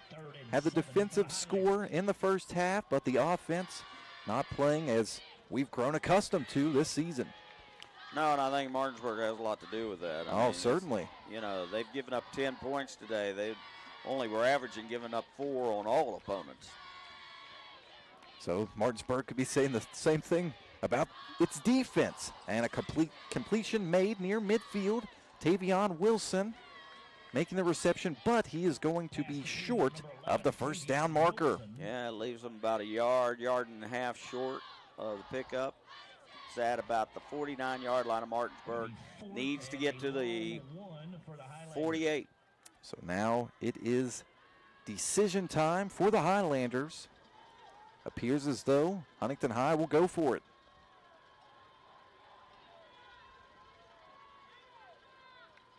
Offense breaks their huddle. Shotgun formation. 2 receivers to the far side of the field, 1 to the near side. Crawford almost able to get the defense to jump. And some early movement this time. It kind of looked like half the Huntington O-line moved and half didn't. I'm not sure what that call will be. Martinsburg almost jumped offside after the hard count, and maybe that got the Highlanders slightly too eager. The Huntington faithful obviously do not like the call. Yeah, you know, they're going to be unhappy that they don't get the call their way, and then one of their linemen jumped, set up a 4th and 6 back at the 46-yard line. Wilson on to punt. It's a good kick by Wilson. Musgrove catches the ball on his own 18, jukes a defender, running to the far side of the field, bumped out near the 30, and a flag is thrown late. There was just a bump over there going out of bounds and no intentional shot at all. And it looks like they're going to call him for tripping on something on the sideline and falling into the player who was out of bounds. Trying to take a second look now at the replay our friends with the video stream have going on. That contact with Musgrove appeared as though it was incidental, kind of just as the play ended right there at the sideline. However, the Bulldogs will benefit from the call and will start near midfield. Bulldogs will start this drive on their own 47-yard line. Well, that's not discount that. That's 15 big yards they don't have to pick up. And a 4th penalty on Huntington. Clement hands the ball off. It's Buskey with the carry, running through a tackle, continuing to fight forward. An excellent run by the Bulldogs back. Able to get inside the Highlanders 30. Finally pulled down by Mikey Johnson, who literally made the touchdown-saving tackle. A 24-yard pickup by the Bulldogs junior running back. 1st and 10 for the Bulldogs. Similar formation, 3 receivers to the near side of the field, 1 to the far side. This time it's a quarterback keeper, Clement with the ball. A nice run to the far side of the field, walking the tightrope and able to stay in bounds and get the first down. Finally brought down by number 8, Markel Jones, but he shook off the first tackler and took Jones for about a 5 to 7 yard ride all the way down to the 15-yard line. That's a gain of 14. And that moves the chains for the Bulldogs. Starting the second half, how they started the first half. Buskey with the ball on 1st down, running hard up the middle. He is brought down near the 11-yard line. Looks like Robbie Martin was first man there. He still, though, manages, even when he gets hit, to get 3 or 4 yards as he did that time. It's going to be marked down at the 11-yard line, 4-yard pickup. Makes it 2nd and 6. 16 carries, 130 yards for the quarterback, Clement. And it's another quarterback keeper, Clement, lowering the shoulder, running into the defense, and I believe he's got another first down. Monte Crawford had to make the stop that saved the touchdown there at the 4. And the Bulldogs wanting to go quick now with the momentum. Clement with another quarterback keeper. He is cut down near the 2-yard line. Khalif Ty with the tackle. That'll make it 2nd and goal. at the Highlanders' 2-yard line. 6 minutes and 11 seconds left in the third quarter. Martinsburg leads 14-10. Well, they stopped to get a play call this time instead of just plunging ahead, but I don't know. It's working pretty good, giving it to number 2 or keeping it number 2. And when 5 has carried the ball, he's picked up 28 yards on this drive also. Clement takes the snap, hands it off. Buskey with the ball, and he's in the end zone. Touchdown, Bulldogs. Martinsburg makes it a 2-possession game with 5 minutes and 48 seconds left in the third quarter. Huntington's finding itself in the same spot it was last year, down to these Bulldogs going into the third and fourth quarters. Cody Page on for the extra point.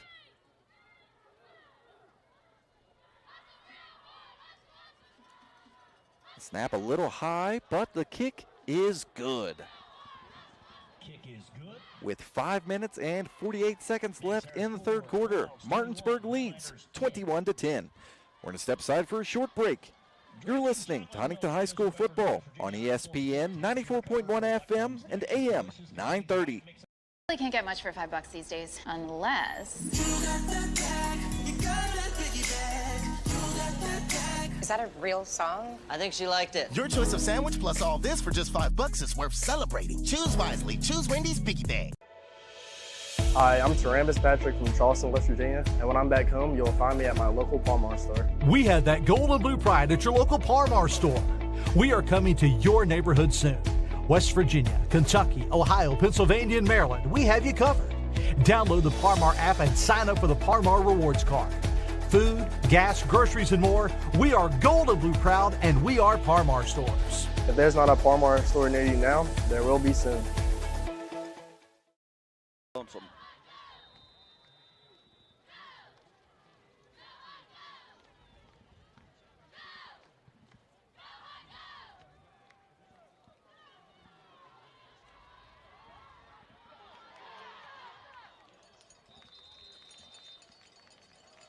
Kick returned by number 10, Malik McNeely.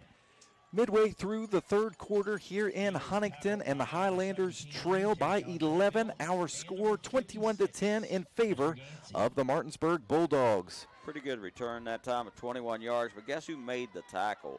Yeah, that's right. It would be the left tackle on offense and defensive end. Xerxes Yancey ran down and got McNeely on that tackle on the kickoff. That's a pretty darn active offensive lineman. That kid is an athlete. 1st and 10 for the Highlanders, looking to answer back after the Bulldogs touchdown. Crawford back to pass, has a man over the middle. That is sophomore Tavion Wilson, who made the catch through the contact. Brought down at the Highlanders' 41-yard line.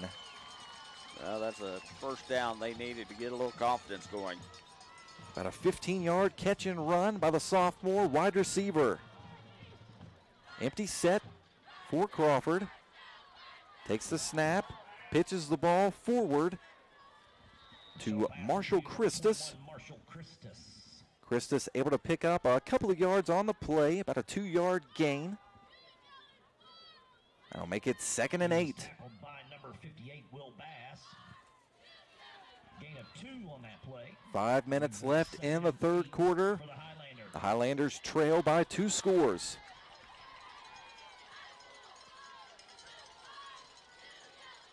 Two receivers to the near side of the field. A tight end joins them now. Crawford looking that way, throwing the ball in the direction of Malik McNeely, but the closest player is a Bulldog.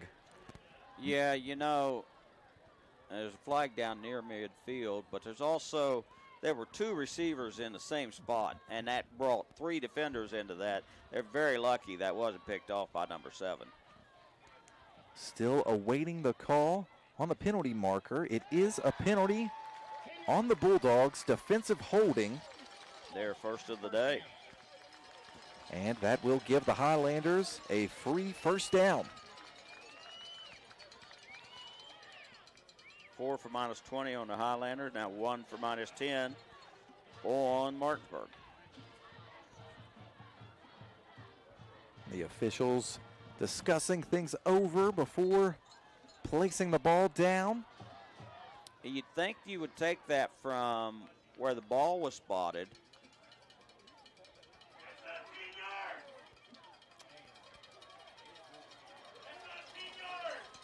The ball placed into Bulldogs territory at the Martinsburg 49-yard line. They're going to give Huntington a first down, although they get 8 yards on the penalty instead of the full 10 that they should have gotten. He marked it from the down marker instead of where the down marker was instead of where the chain was. 1st and 10, nevertheless, and the Bulldogs with a big tackle in the backfield. Zod Jackson brought down by Rashad Reed. Yeah, Reed put the thunder on him that time. Big tackle for him. He's their leader with 22.5 tackles for loss, 7 quarterback sacks. Now that number sounds a little high to me, but they are very active on their defensive line, that's for sure. 3-yard loss on first down makes it 2nd and 13. Trips receiver set to the far side of the field. Crawford takes the snap, has immediate pressure, gets rid of the ball. It's tipped around and it's caught by the Bulldogs. And Crawford isn't able to make the tackle. It's a pick 6 by Will Bass. I think it's Xerxes Yancey, I believe, 56. Yes, excuse me. Thought that was an 8, but that is Xerxes Yancey with the pick 6. He's the kid we just talked about running down and making the tackle on the kickoff. Now he picks a ball that was tipped twice, and he picked it off at about the 40 and ran it clear into the... That's a defensive lineman's dream right there. Page on for the extra point. His kick is good. With 3 minutes and 48 seconds to go in the third quarter, Martinsburg leads 28-10. We're going to step aside for a short break. You're listening to Huntington High School football on ESPN 94.1 FM and AM 930. Food Fair. Fresh produce means we use local farmers and agriculture to provide the best for your family, from the farm into your hands. Convenience means providing cut-and-ready fruits and vegetables that give your family freshness without the prep time. By downloading the Food Fair app, you can shop fresh, collect cart cash rewards, and even have freshness delivered right to your door. Download the Food Fair app today and start shopping. Food Fair, conveniently fresh.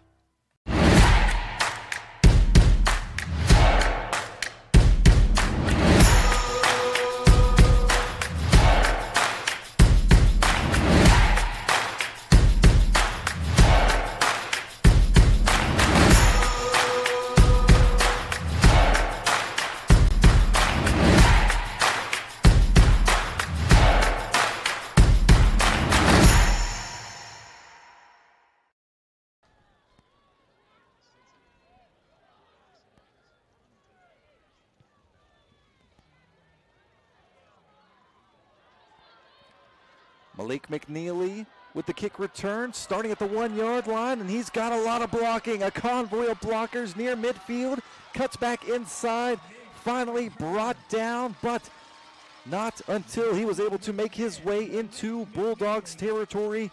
And Woody, the Highlanders, really needed that, as it has pretty much been all Martinsburg up to this point in the second half. Well, they've been trying to take it to the right. He had to backtrack all the way to the 1-yard line to grab it and turn it up, and then he gets a magnificent return down the left side. Got good blocking all the way down to the 41-yard line. Great return. So a 50-yard return for McNeely.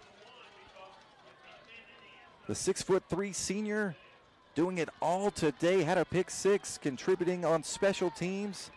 Now looking to make an impact on offense. 1st and 10. Crawford will throw to McNeely, who jumps up and makes the catch at the 20. Brought down at Martinsburg's 17-yard line. That was a really good job by McNeely. He's gotten away with it a couple of times, the push off, and they told him he had something stuck as a belt towel, but it wasn't much more than a scrap of paper or something. Wasn't much to that. 24-yard pickup by McNeely, trying to breathe some life into this Highlander offense. Stoppage in the play as the chains were not set. 24 yards on that catch in the game. That gives him leading 3 catches for 59 yards for Huntington. 1st and 10 for the Highlanders with the ball in the red zone. Crawford hands it off. Saw Jackson getting the carry. Boy, that's more room than he's had most of this day to run. He cut it up the middle and got a big gain out of that.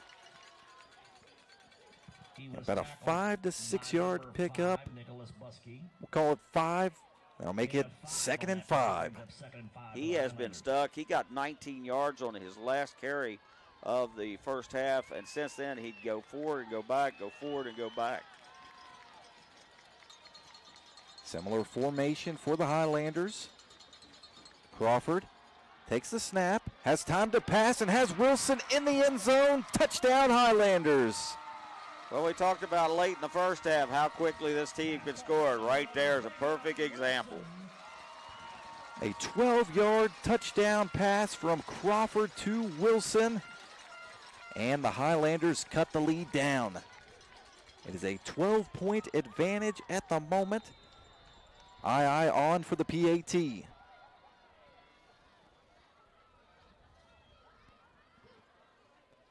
Some early movement by the Bulldogs. Xerxes Yancey still hyped up after that pick 6. Busting through the Highlanders defense, but before the ball had been snapped. Penalty has been declined. Hatfield to hold.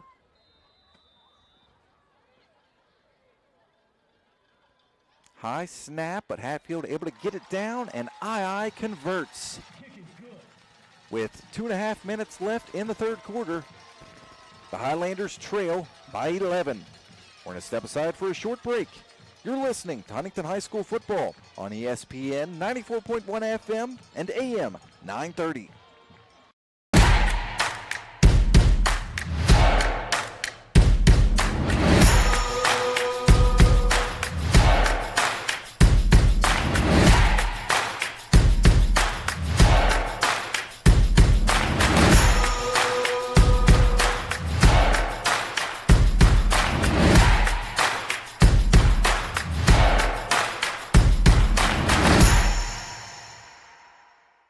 Here at Thornhill, our goal is to provide you with the best automotive experience. From our state-of-the-art facilities, amenities, and certified staff we call family. You'll be offered the best experience you deserve.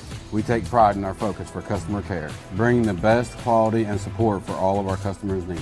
What are you waiting for? It's your time to get behind the wheel with Thornhill. Get started now at thornhillautomotive.com. Just tag it at Thornhill, where it's all here for you. US 119 Chapmanville and Logan, WV to Belfry, Kentucky. Number 1 at the 29. Nearing the end of the third quarter in Huntington, where the Highlanders just cut the lead down to 11. 28-17 is our score. The Bulldogs will start on their own 30, depending on what this penalty marker is for. Sarad Musgrove with the kick return and brought down near the 30, but penalty markers galore on the field after the play, awaiting the official call. It's a semifinal game. It's been taunt and hard hitting the whole time. See what? It is a dead ball personal foul on Martinsburg. So that is a 15-yard penalty on the Bulldogs, and will move the ball back to Martinsburg's 16-yard line. A personal foul. 1st and 10 for the Bulldogs. And the Highlanders defense with an excellent opportunity right in front of them. They could get a quick stop and give the offense a short field.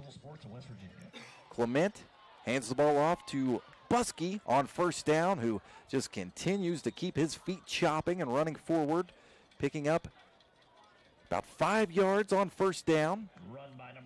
Looked like Malik McNeely and 3 Avante Crawford in on the stop.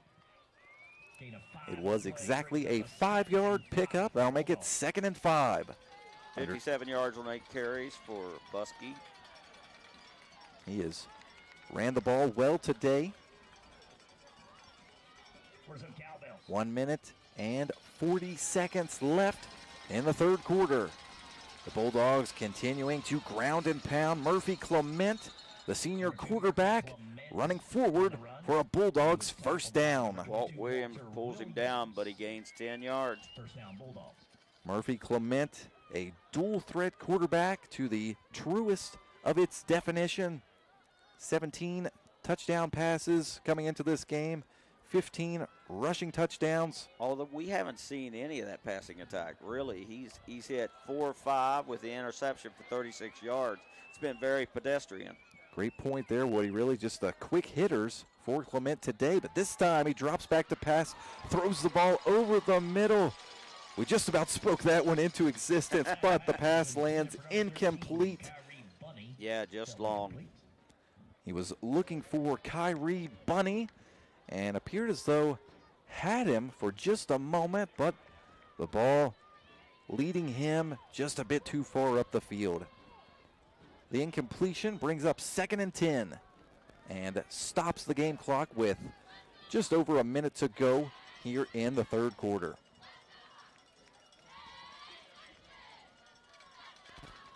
Shotgun set for the Bulldogs. Clement with the quarterback keeper running to the far side of the field. All kinds of blocking. It's going to be a foot race at this point. Mikey Johnson trying to track him down, and he will do so, but it was an illegal tackle. Well, it looked like he was trying to get a hold of anything he could and got the back of the jersey initially, but may have grabbed the horse collar. And Murphy is maybe cramped up. I always hate to see another player try to help a player by lifting his leg up. You should leave that to the trainer, but they're acting like it might be a cramp. He is down and being attended to at the moment, and that would be such a big loss for the Bulldogs. 5-yard penalty from the end of the run. And the penalty is on the tackle. Incremental face mask, they said. Again, that's the second one of those Huntington's had. Only a 5-yard penalty. With that penalty, though, Huntington has 5 penalties for minus 25. Martinsburg now has 2 for minus 25. Dead even at the moment.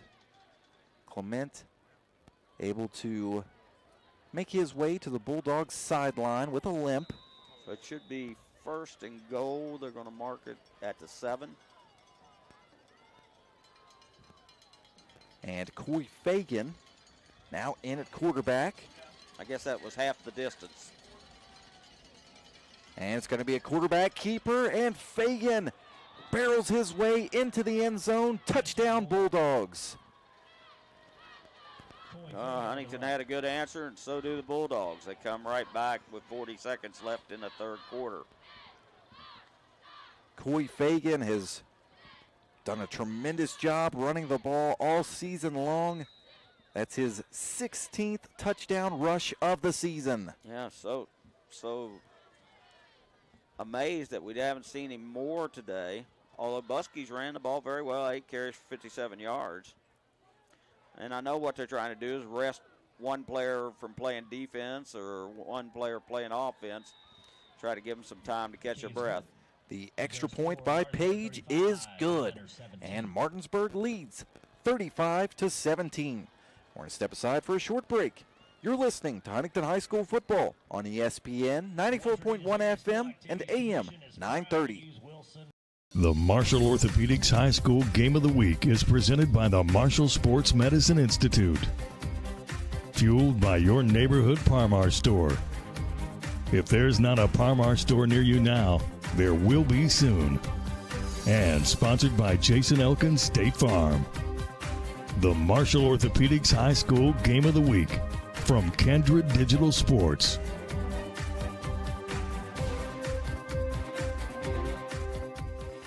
Here at Thornhill, our goal is to provide you with the best automotive experience. From our state-of-the-art facilities, amenities, and certified staff we call family. You'll be offered the best experience you deserve. We take pride in our focus for customer care, bringing the best quality and support for all of our customers' needs.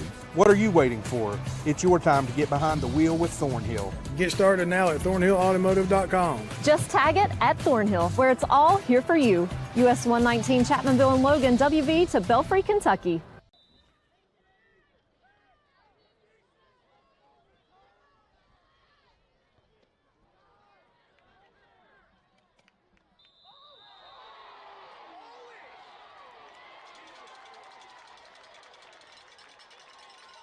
Kick fielded by number 12, Jackson Hatfield.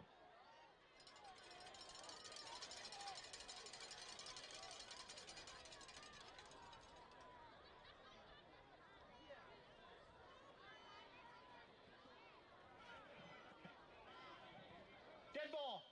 Personal foul. Kicking team, number 56. 15-yard penalty from the end of the run. First down.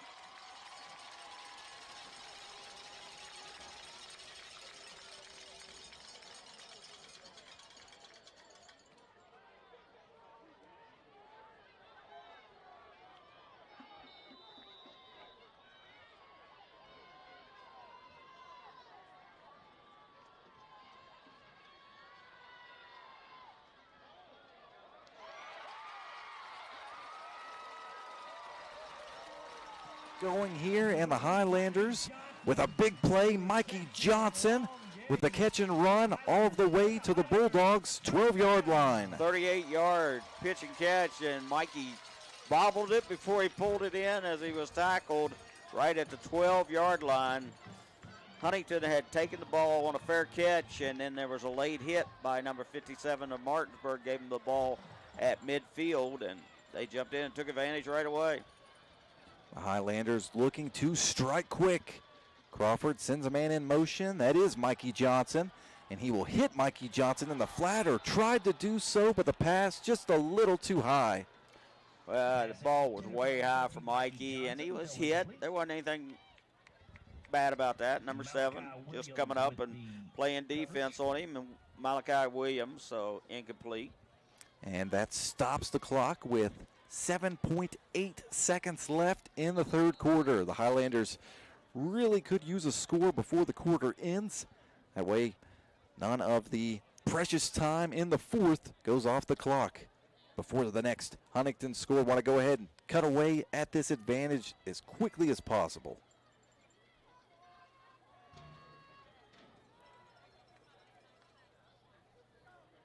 The Highlanders with 2nd and 10 at the Bulldogs' 12-yard line.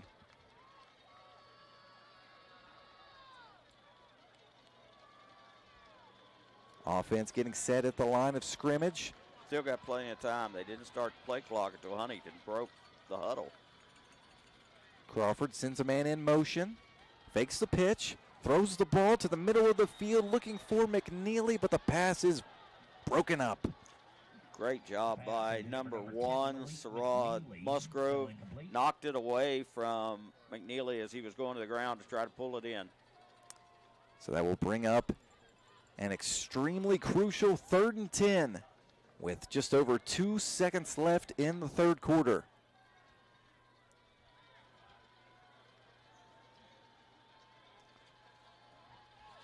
Highlanders offense getting set. Tripped receiver formation.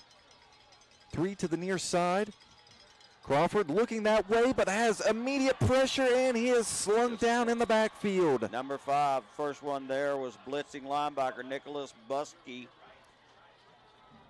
And that will end the third quarter with Huntington in 4th and quite a bit to go. Our score at the end of 3 quarters, 35-17 in favor of the Martinsburg Bulldogs. We're going to step aside for a quick break. You're listening to Huntington High School football on ESPN 94.1 FM and AM 930.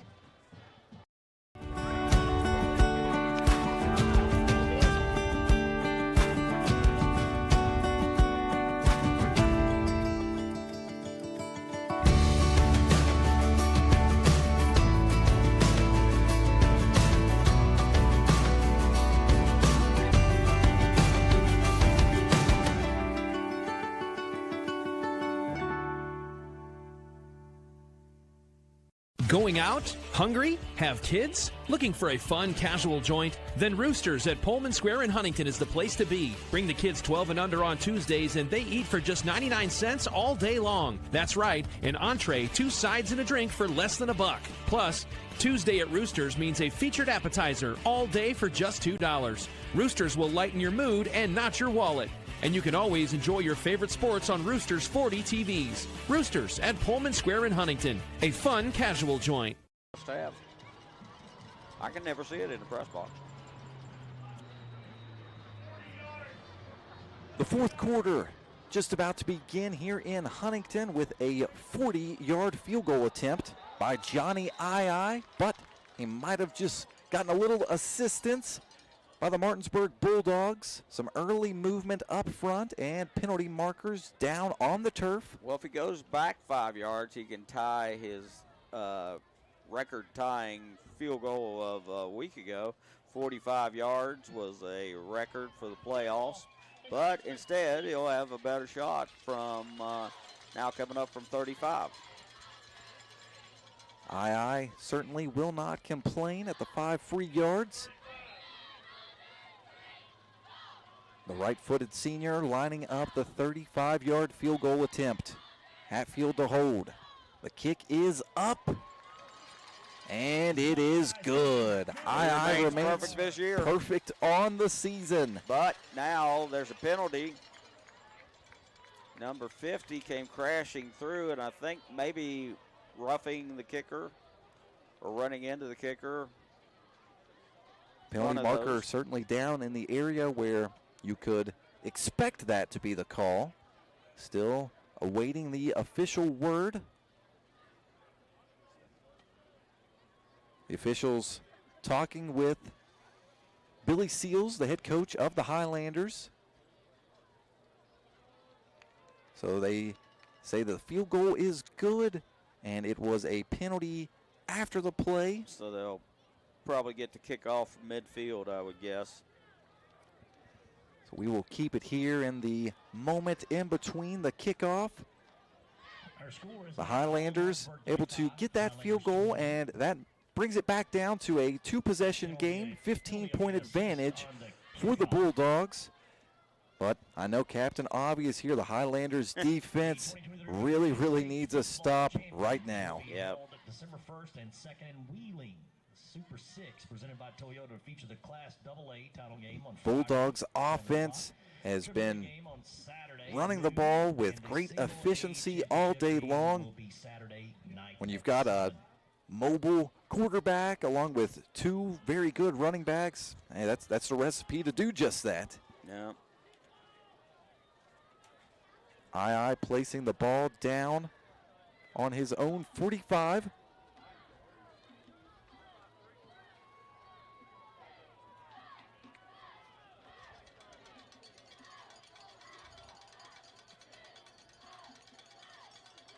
The right-footed senior kicker has the ball on the tee. And he boots it down the field. Long and high kick. And he comes out of the end catch zone. It should have been down. Yes, made as Williams took one step back into the end zone. He was bobbling the ball at the same time. So the officials elected to swallow their whistles on the play. Bryce Winkfield then made him pay for that move by really wrapping him up at about the 17-yard line. Yeah, nice tackle made by Bryce Winkfield. Winkfield, the sophomore running back, linebacker, special teams player, does a little bit of everything for this team. Certainly a running back of the future for Huntington High. But the Highlanders thinking about the now. Still 11 minutes and 48 seconds left in the fourth quarter. Down by 2 scores. It's a quarterback keeper on 1st and 10. Clement with the ball.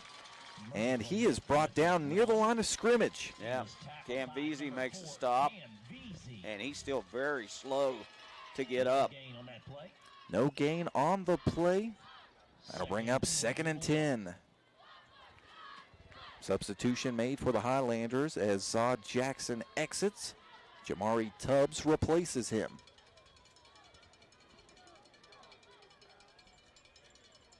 Bulldogs flipping the formation. This time, 3 receivers to the near side of the field, 1 to the far side.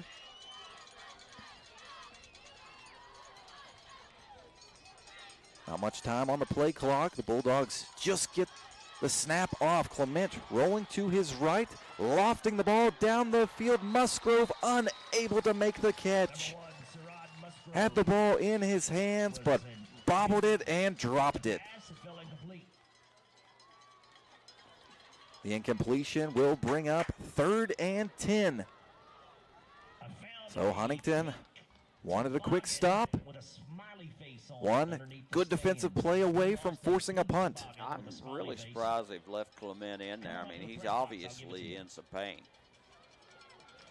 He is fighting through it here in the 4th quarter, trying to get his team back to wheeling. Fagan has played a lot of quarterback, so. 3rd and 10. The Bulldogs look toward their sideline for the play signal. Clock's down to 5. Clement takes the snap, fakes the run, then throws it, and it's a catch and run for a first down by Cash Gideon. Gideon brought down at the 34-yard line. Plus 17. A nice job by Murphy Clement to really sell that play. Yeah. And helped get his wide receiver wide open. 17-yard pickup moves the chains and keeps the clock rolling. Under 10.5 minutes to go in regulation. This time it's a handoff. Buskey getting the ball and running it to the near side of the field. Does run out of bounds. Khalif Ty forces him out of bounds on that run. Well, until I see something different out of Clements, I'm going to play that Buskey's going to get it on every play, because right now I don't see anything that makes me think Clement is ready to bust the ball up the middle. Some of the hard running we've seen. 3-yard pickup makes it 2nd and 7. 60 yards on 9 carries for Buskey. Clement this time with a quick hitter to the outside, hits Musgrove on the bubble screen. Musgrove fighting forward and tackled right at the line to gain. Believe he got just enough to move the chains. Yes, he did. 1st and 10 for the Bulldogs. Needed 7, got just that.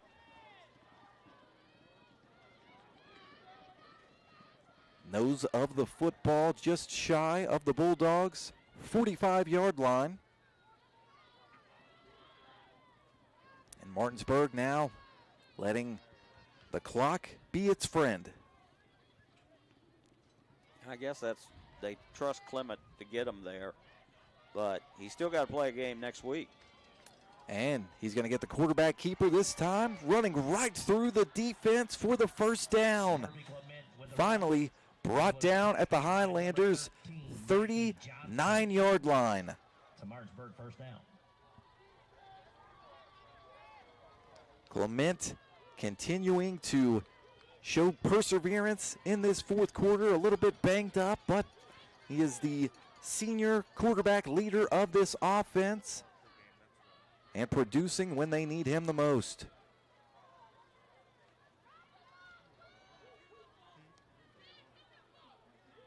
Ten seconds on the play clock.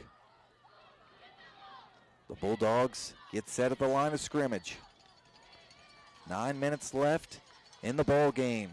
And it's a handoff. Buskey getting the ball, bouncing off of a few tacklers. Finally brought down. Landon Miller makes the tackle from a linebacker position. But after a 7-yard pickup, that'll bring up 2nd and 3.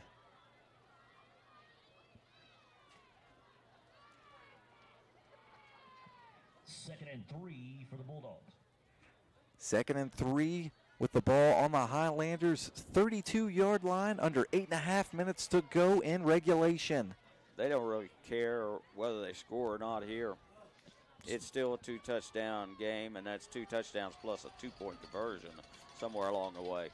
It's a quarterback keeper for Clement, running to the right side of the line, and it appears as though he's got enough to move the chains once again. Khalif Ty makes a stop. He cannot get himself up right now. First down, Martinsburg. Needed 3, picked up 4. First and 10 for the Bulldogs. Exactly 8 minutes left in the ball game. And potentially the Highlanders season if they can't mount a big comeback. Shotgun formation. This time Coy Fagan with the quarterback keeper. Well, they finally got Clement out of there. I felt he was really having trouble, walking, much less running. It's a 5-yard pickup by Fagan. Excuse me, the officials marking the ball back a yard, so give him 4. That'll make it 2nd and 6. He's got 3 carries for 11 yards in the game. It's got to be a bit of a hopeless feeling for the Highlanders, just watching the Bulldogs run the ball with success and run the time off of the clock. Fagan with the keeper off of the direct snap. He's got great blocking, and he's in the end zone. Touchdown, Bulldogs. Number 77 got a hold of Tavion Chandler and took him clear out of the field of play. I'm trying to see who that. It's 8. It's number 8. I'm sorry, Markel Jones. His jersey is clear off of his shoulder pad. He was held so much by 77. Be that as it may, it's a 23-yard touchdown, though. No flags on the play, and the Bulldogs now lead by 3 touchdowns. We've had 8 flags today, but not 1 for holding. The extra point by Page is up, and it is good. The Bulldogs lead 42-20 with 6 minutes and 55 seconds left in the fourth quarter. We're going to step aside for a short break. You're listening to Huntington High School football on ESPN 94.1 FM and AM 930. Planning for a funeral is never easy, and selecting the right mortuary can be important. Family owned and operated for over 6 decades, our family has helped other families going through the most difficult time. Chapman's Mortuary and Crematory can help you plan arrangements today or offer a pre-need funeral plan in line with your intimate wishes. And now, we provide Huntington's only on-site crematory. Call us for a free consultation. Chapman's Mortuary and Crematory, serving the tri-state for over 60 years. Mr. Cooper, we have an emergency at a middle school. Thank you. Board office, will you activate the crisis team? This is not a drill.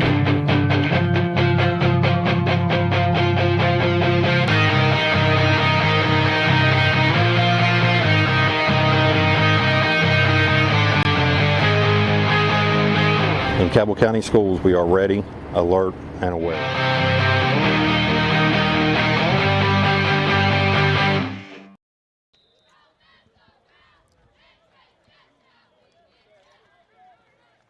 Under 7 minutes to go here in the fourth quarter of this semifinal playoff matchup.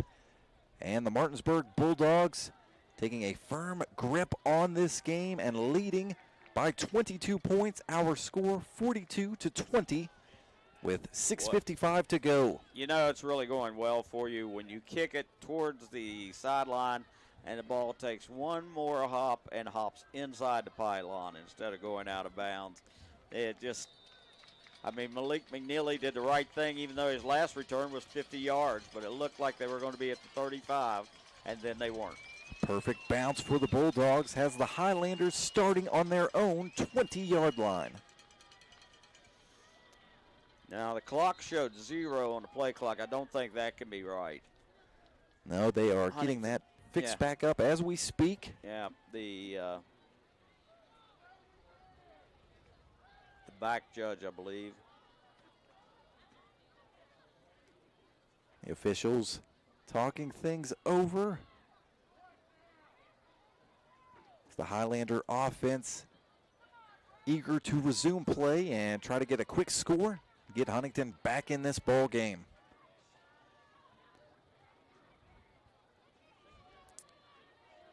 Now Billy Seals hearing from the officials what the reason is for the stoppage. As the 25-second clocks are not working, the 40-25 So the will be kept on the play field. clocks are not working, so that is now going to be kept track of on the field. 1st and 10 for the Highlanders. Ball on their own 20-yard line. And he went to tell Vontae Crawford what he could watch for out of the back judge as far as when the time was about to run out on them. Crawford takes the snap, throws the ball over the middle. Mikey Johnson with the catch, continuing to fight forward. He's got an 11-yard pickup and a Highlanders first down. Tackled by number 50, Rashad Reed. First down, Highlanders. The ball now at the Highlanders' 31-yard line. 6 minutes and 40 seconds left in the ball game. Crawford back to pass, has some time, lofts the ball down the field looking for Mikey Johnson, but unable to connect. Pass intended for number 13, Mikey Just a little Johnson. too out in front of the senior wide receiver, Mikey Johnson. The incompletion stops the clock with 6.5 minutes left in the fourth quarter. A comeback still possible, but Huntington will need a score very quickly and a couple of stops. 3 receivers to the near side of the field. Crawford takes the snap, throws the ball over the middle, and it's intercepted. Crawford tries to make the tackle, but he is shrugged off by the defender. And that play is going to come back because the crackback block on number 56, flag was thrown at about the 18. Tyon Jacobs with the pick six that likely will not stand. Yeah, he was about at the 35-yard line. It was a pretty pick, but the block that for years and years has been made, just not made today. You can't make that block anymore where the guy doesn't see you coming from the blind side. 56 is out there trying to lawyer the officials a little bit, but I don't think he's going to win that one. No, does not appear as though he will. The Highlander defense heading out to the field. Oh my goodness, they're waving it off. That is unbelievable. Waving it off and calling it a Martinsburg touchdown. I mean, we've had that penalty called on the Highlanders all throughout this year, 4, 5, 6 times.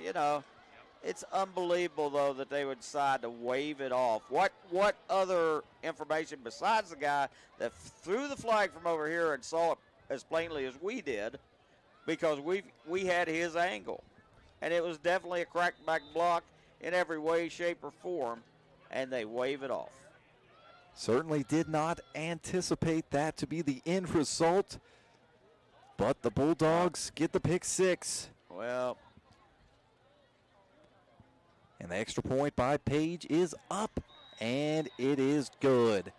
With 6 minutes and 19 seconds left in the ball game, the Bulldogs lead 49-20. We're going to step aside for a short break. You're listening to Huntington High School football on ESPN 94.1 FM and AM 930. You can't get much for $5 these days, unless... Is that a real song? I think she liked it. Your choice of sandwich plus all this for just $5 is worth celebrating. Choose wisely. Choose Wendy's Piggy Bag. Hi, I'm Tarambis Patrick from Charleston, West Virginia, and when I'm back home, you'll find me at my local Palmar store. We have that gold and blue pride at your local Palmar store. We are coming to your neighborhood soon. West Virginia, Kentucky, Ohio, Pennsylvania, and Maryland, we have you covered. Download the Palmar app and sign up for the Palmar Rewards Card. Food, gas, groceries, and more, we are gold and blue proud, and we are Palmar stores. If there's not a Palmar store near you now, there will be soon.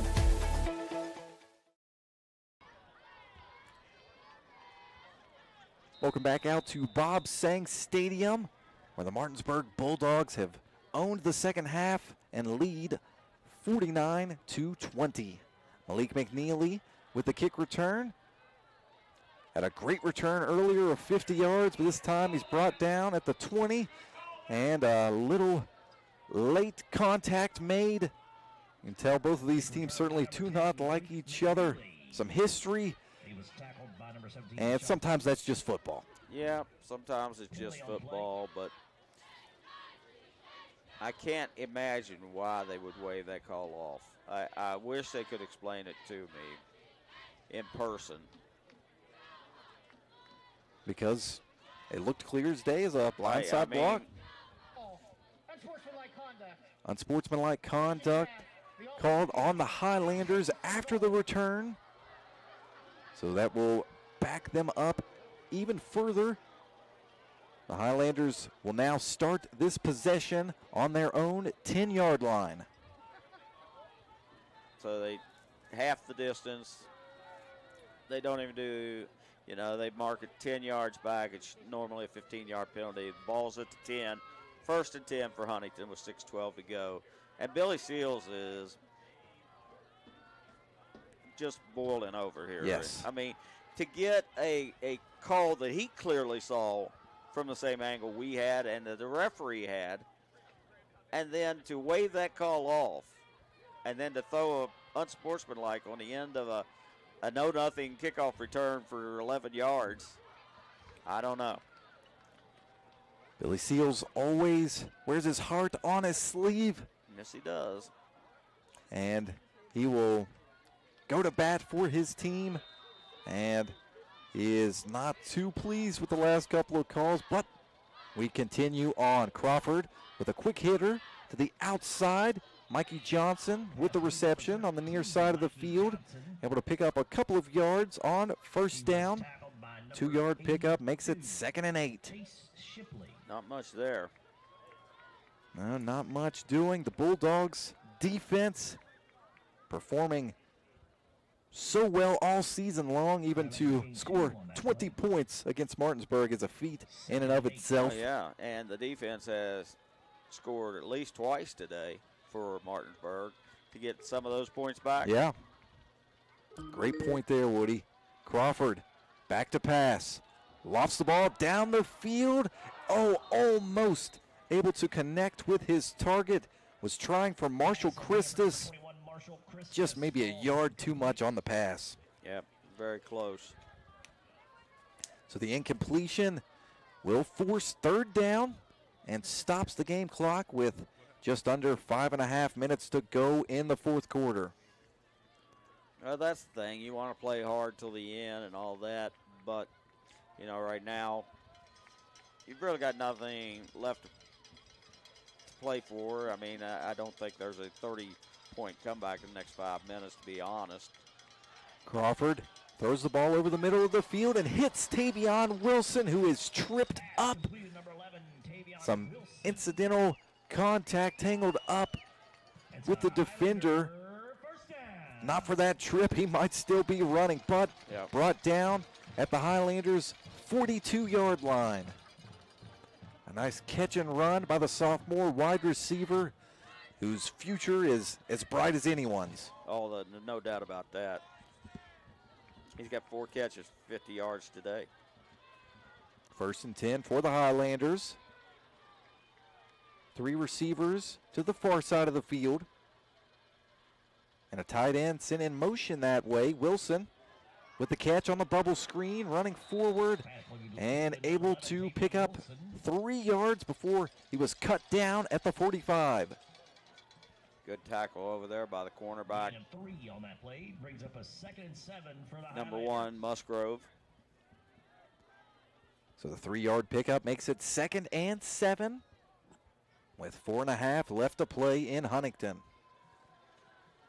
The Bulldogs looking to put the final touches, finishing touches on this game and advance back to Wheeling. Crawford, play action pass, has Tubbs open, hits him. Tubbs to the 30, got inside the 20, and finally knocked out of bounds at the 10-yard line. Number 82 made the tackle, tripping him up, Chase Shipley. However, a penalty marker is down near midfield. It's in the area I would think maybe it was a defensive hold. but we'll see. It's a 48-yard catch and run at the moment. But still waiting to see if that stands. 45-yard catch and run. It is holding on the defense, so the penalty is declined.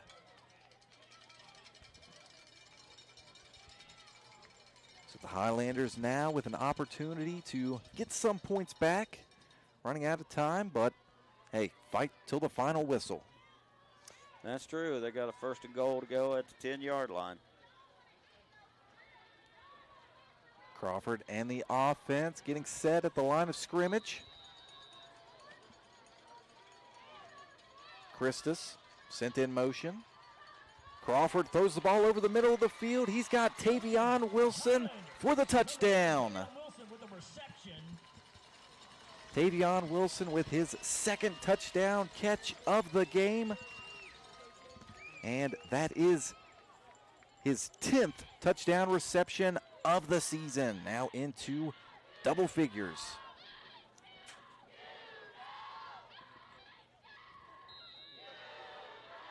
Huntington will keep its offense on the field and attempt a 2-point conversion.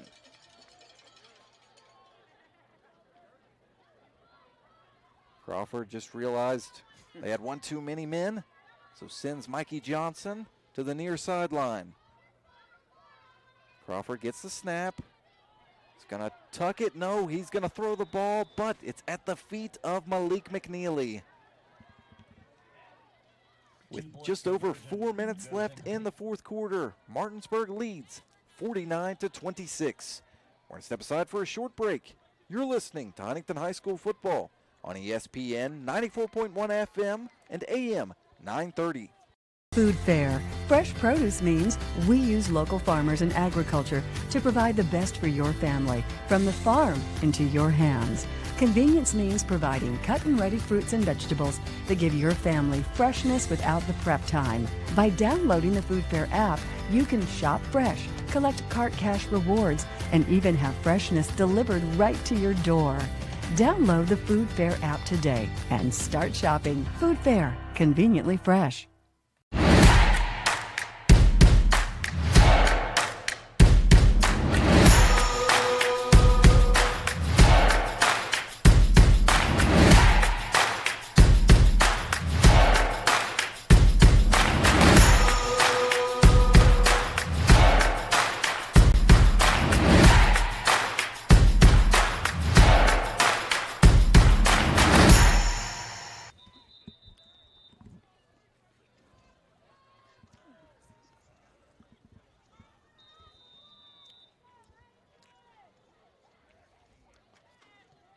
An onside kick attempt for the Highlanders, but the Martinsburg Bulldogs able to recover near midfield.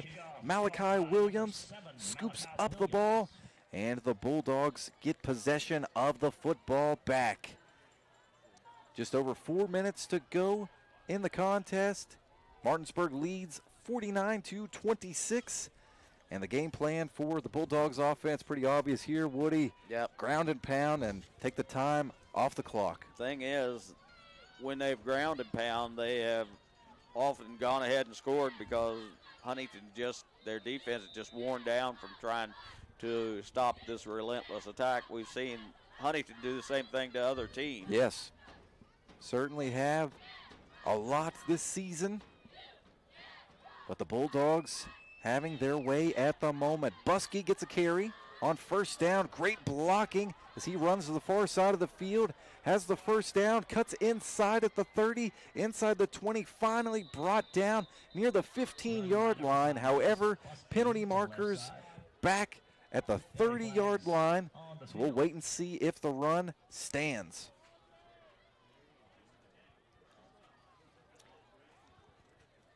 Buskey marks down right at the Highlanders 15, but thinking that this one might be an offensive holding. As the Huntington defense walking back toward midfield.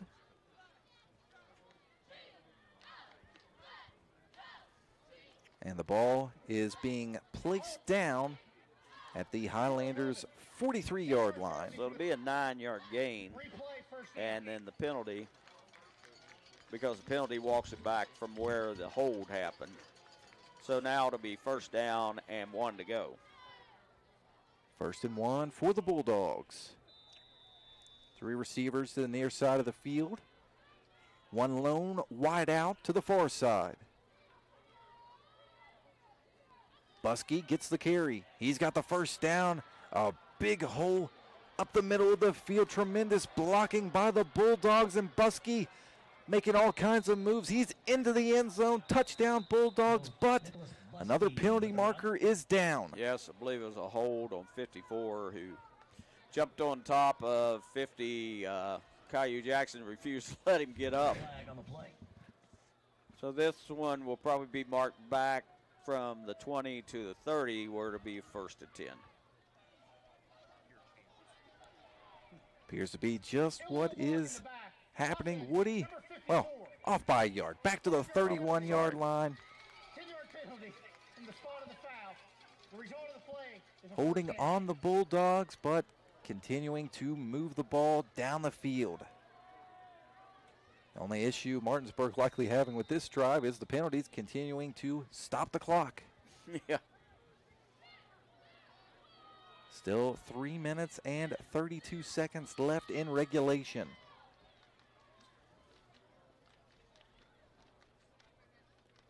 First and 10, Fagan gets the carry this time, and he is hit in the backfield and dropped in the backfield. Nice job by the Highlanders defense. The ball popped out late, but the whistle already blowing the play dead. Robbie Martin thought just for a moment there he might have a breakaway and see if he could match Xavier Yancey. That's a lineman's dream right there to That's get the ball in open exactly space. Right. It's a 2-yard loss, so that'll make it 2nd and 12. Whistles blown again. Caillou Jackson's coming off, and so is number 8. Markel Jones. Yeah. Matt Grillo in. And they sent 23 Malachi Brown in at the defensive end to replace Markel Jackson. Clock continue. Sorry, Woody. Markel Jones, I'm sorry. Clock continues to wind. 2 minutes and 40 seconds left in the ball game. Clement letting every second tick off of the play clock.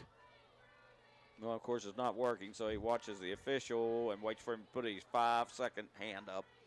Well, that makes it easy enough on him. About the best you can do. Yes, Fagan gets the ball. Good run to the near side of the field. However, another penalty marker is down. This one down in the backfield in the area of offensive holding. So the Bulldogs went almost the entire game without a holding penalty and then can't avoid them here in the last few minutes. And suddenly the penalties will look pretty amazing that Martinsburg got the worst of the penalty calls in this game, but it didn't happen until there was a 23-point lead and 2 minutes left in the game. Until the winner was decided. So the ball now back to the Highlanders' 43-yard line. Yeah, it's a 2nd down and 22 from there. Clement jogging toward the far sideline to get the play call. A couple of substitutions being made, and another penalty marker is down. I'm not even sure what that one's about. Somebody must have said something to the official. I didn't even see him turn around. Not certain. I do see that Highlanders head coach Billy Seals is out onto the field close to the near side numbers, standing near the 50. Not certain, though. That flag was thrown from the far side of the field, though, so wouldn't imagine that What was. is this call? It's going against the Highlanders. And it is, appears to be a 15-yard penalty. unsportsmanlike conduct penalty on the Highlanders. Head coach Billy Seals has just requested a timeout. Timeout comes with 1 minute and 57 seconds left in the fourth quarter. So maybe Seals here just telling his team, have the cooler head. Do not do anything that you would regret in the last couple of minutes of this game. And, of course, you know, the seniors, it's their last game for the Highlanders. But even if you have an ejection in the postseason, that will carry over to the next season as well.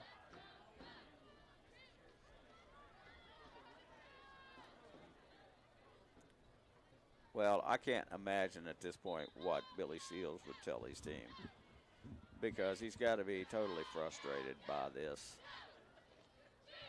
That was a call out of nowhere. I mean, the teams were standing around. Huntington wasn't even lined up defensively. Yeah, I think you might have been right. Something that somebody said. Yeah, and maybe somebody said something from the sidelines that got an answer from somebody with Huntington. Yeah. And the second guy always gets caught. But this officiating crew is supposed to be the best in the state. Picked for number 2 versus number 3. I would question that rating, because there's 7 guys out there. And, wow. Yep. They have made this a hard game to watch.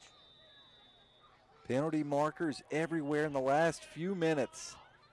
However, play ready to resume. Fagan gets the carry, hitting the backfield, but bounces off of the tacklers.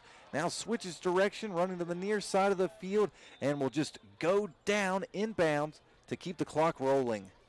He's tackled by Cam Vesey finally. Really nice run by Fagan to get inside the Highlanders 25. Tackled by number 14, Tavion. Brought down at Huntington's 23-yard line. So that'll make it 3rd and 2 for the Bulldogs. 1:20 left in the ball game.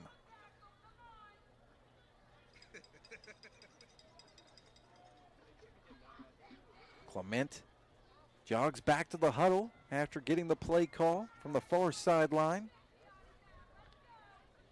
The Bulldogs just a couple of plays away from punching their ticket to Wheeling. 3rd and 2, Clement with the quarterback keeper. He's got the first down, then slides down. And all the Bulldogs will have to do now is just knee the ball out. First down for the Bulldogs.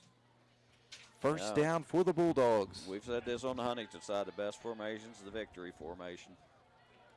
When all your work is done, all you have to do is take a clean snap and finish off the win. Unofficially, their quarterback, Murphy Clements, has 23 carries, 175 yards, 1 touchdown rushing. And that will do it. The final score from Huntington, Martinsburg wins 49-26. The last time that the Bulldogs had lost was a year ago here in Huntington in the semis. They wanted their revenge. They got it, and they're headed back to Wheeling. What are your initial thoughts on today's game? Well, it's like I say, it's a tough game if you're a Huntington fan, because you know they played awfully well all year long, and you know, the one loss to Midland made you finish second instead of first, so you ended up with Martinsburg in your bracket. But you know, next week I think Princeton will wonder how wonderful it is to play this team. Yes. You know, with the lack of defense they showed, Martinsburg's liable to score 120. So they are a very good team, and there's no ifs, ands, or buts about that. You know, but Huntington's a really good team too, and I don't think there's anything to hang your head and be ashamed about this year. No, you don't have much to show for. You finished second in your league. You finished second overall in the state, and you don't get to go to the championship for the 3rd year in a row, but 3 straight trips to the semis is also that's never been done here at Huntington. So that's something that's a big deal for them. We're going to step aside for one final break, but stay tuned in as the post-game wrap-up is coming up next. You're listening to Huntington High School football.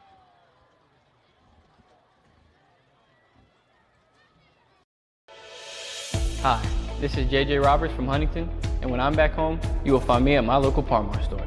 We have that thundering herd pride at your local Parmar stores. We are over 200 stores strong and growing. Download the Parmar app for even more savings and sign up for the Parmar Rewards Card. Whether it's food, gas, or groceries, we have you covered. We are Marshall and we are Parmar stores. If there's not a Parmar store near you now, there will be soon.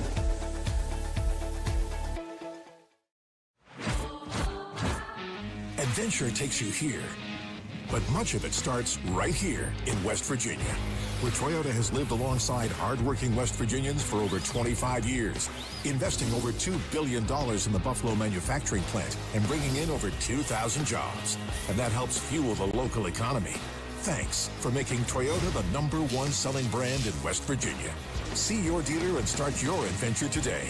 Toyota, let's go places. You really can't get much for $5 these days, unless...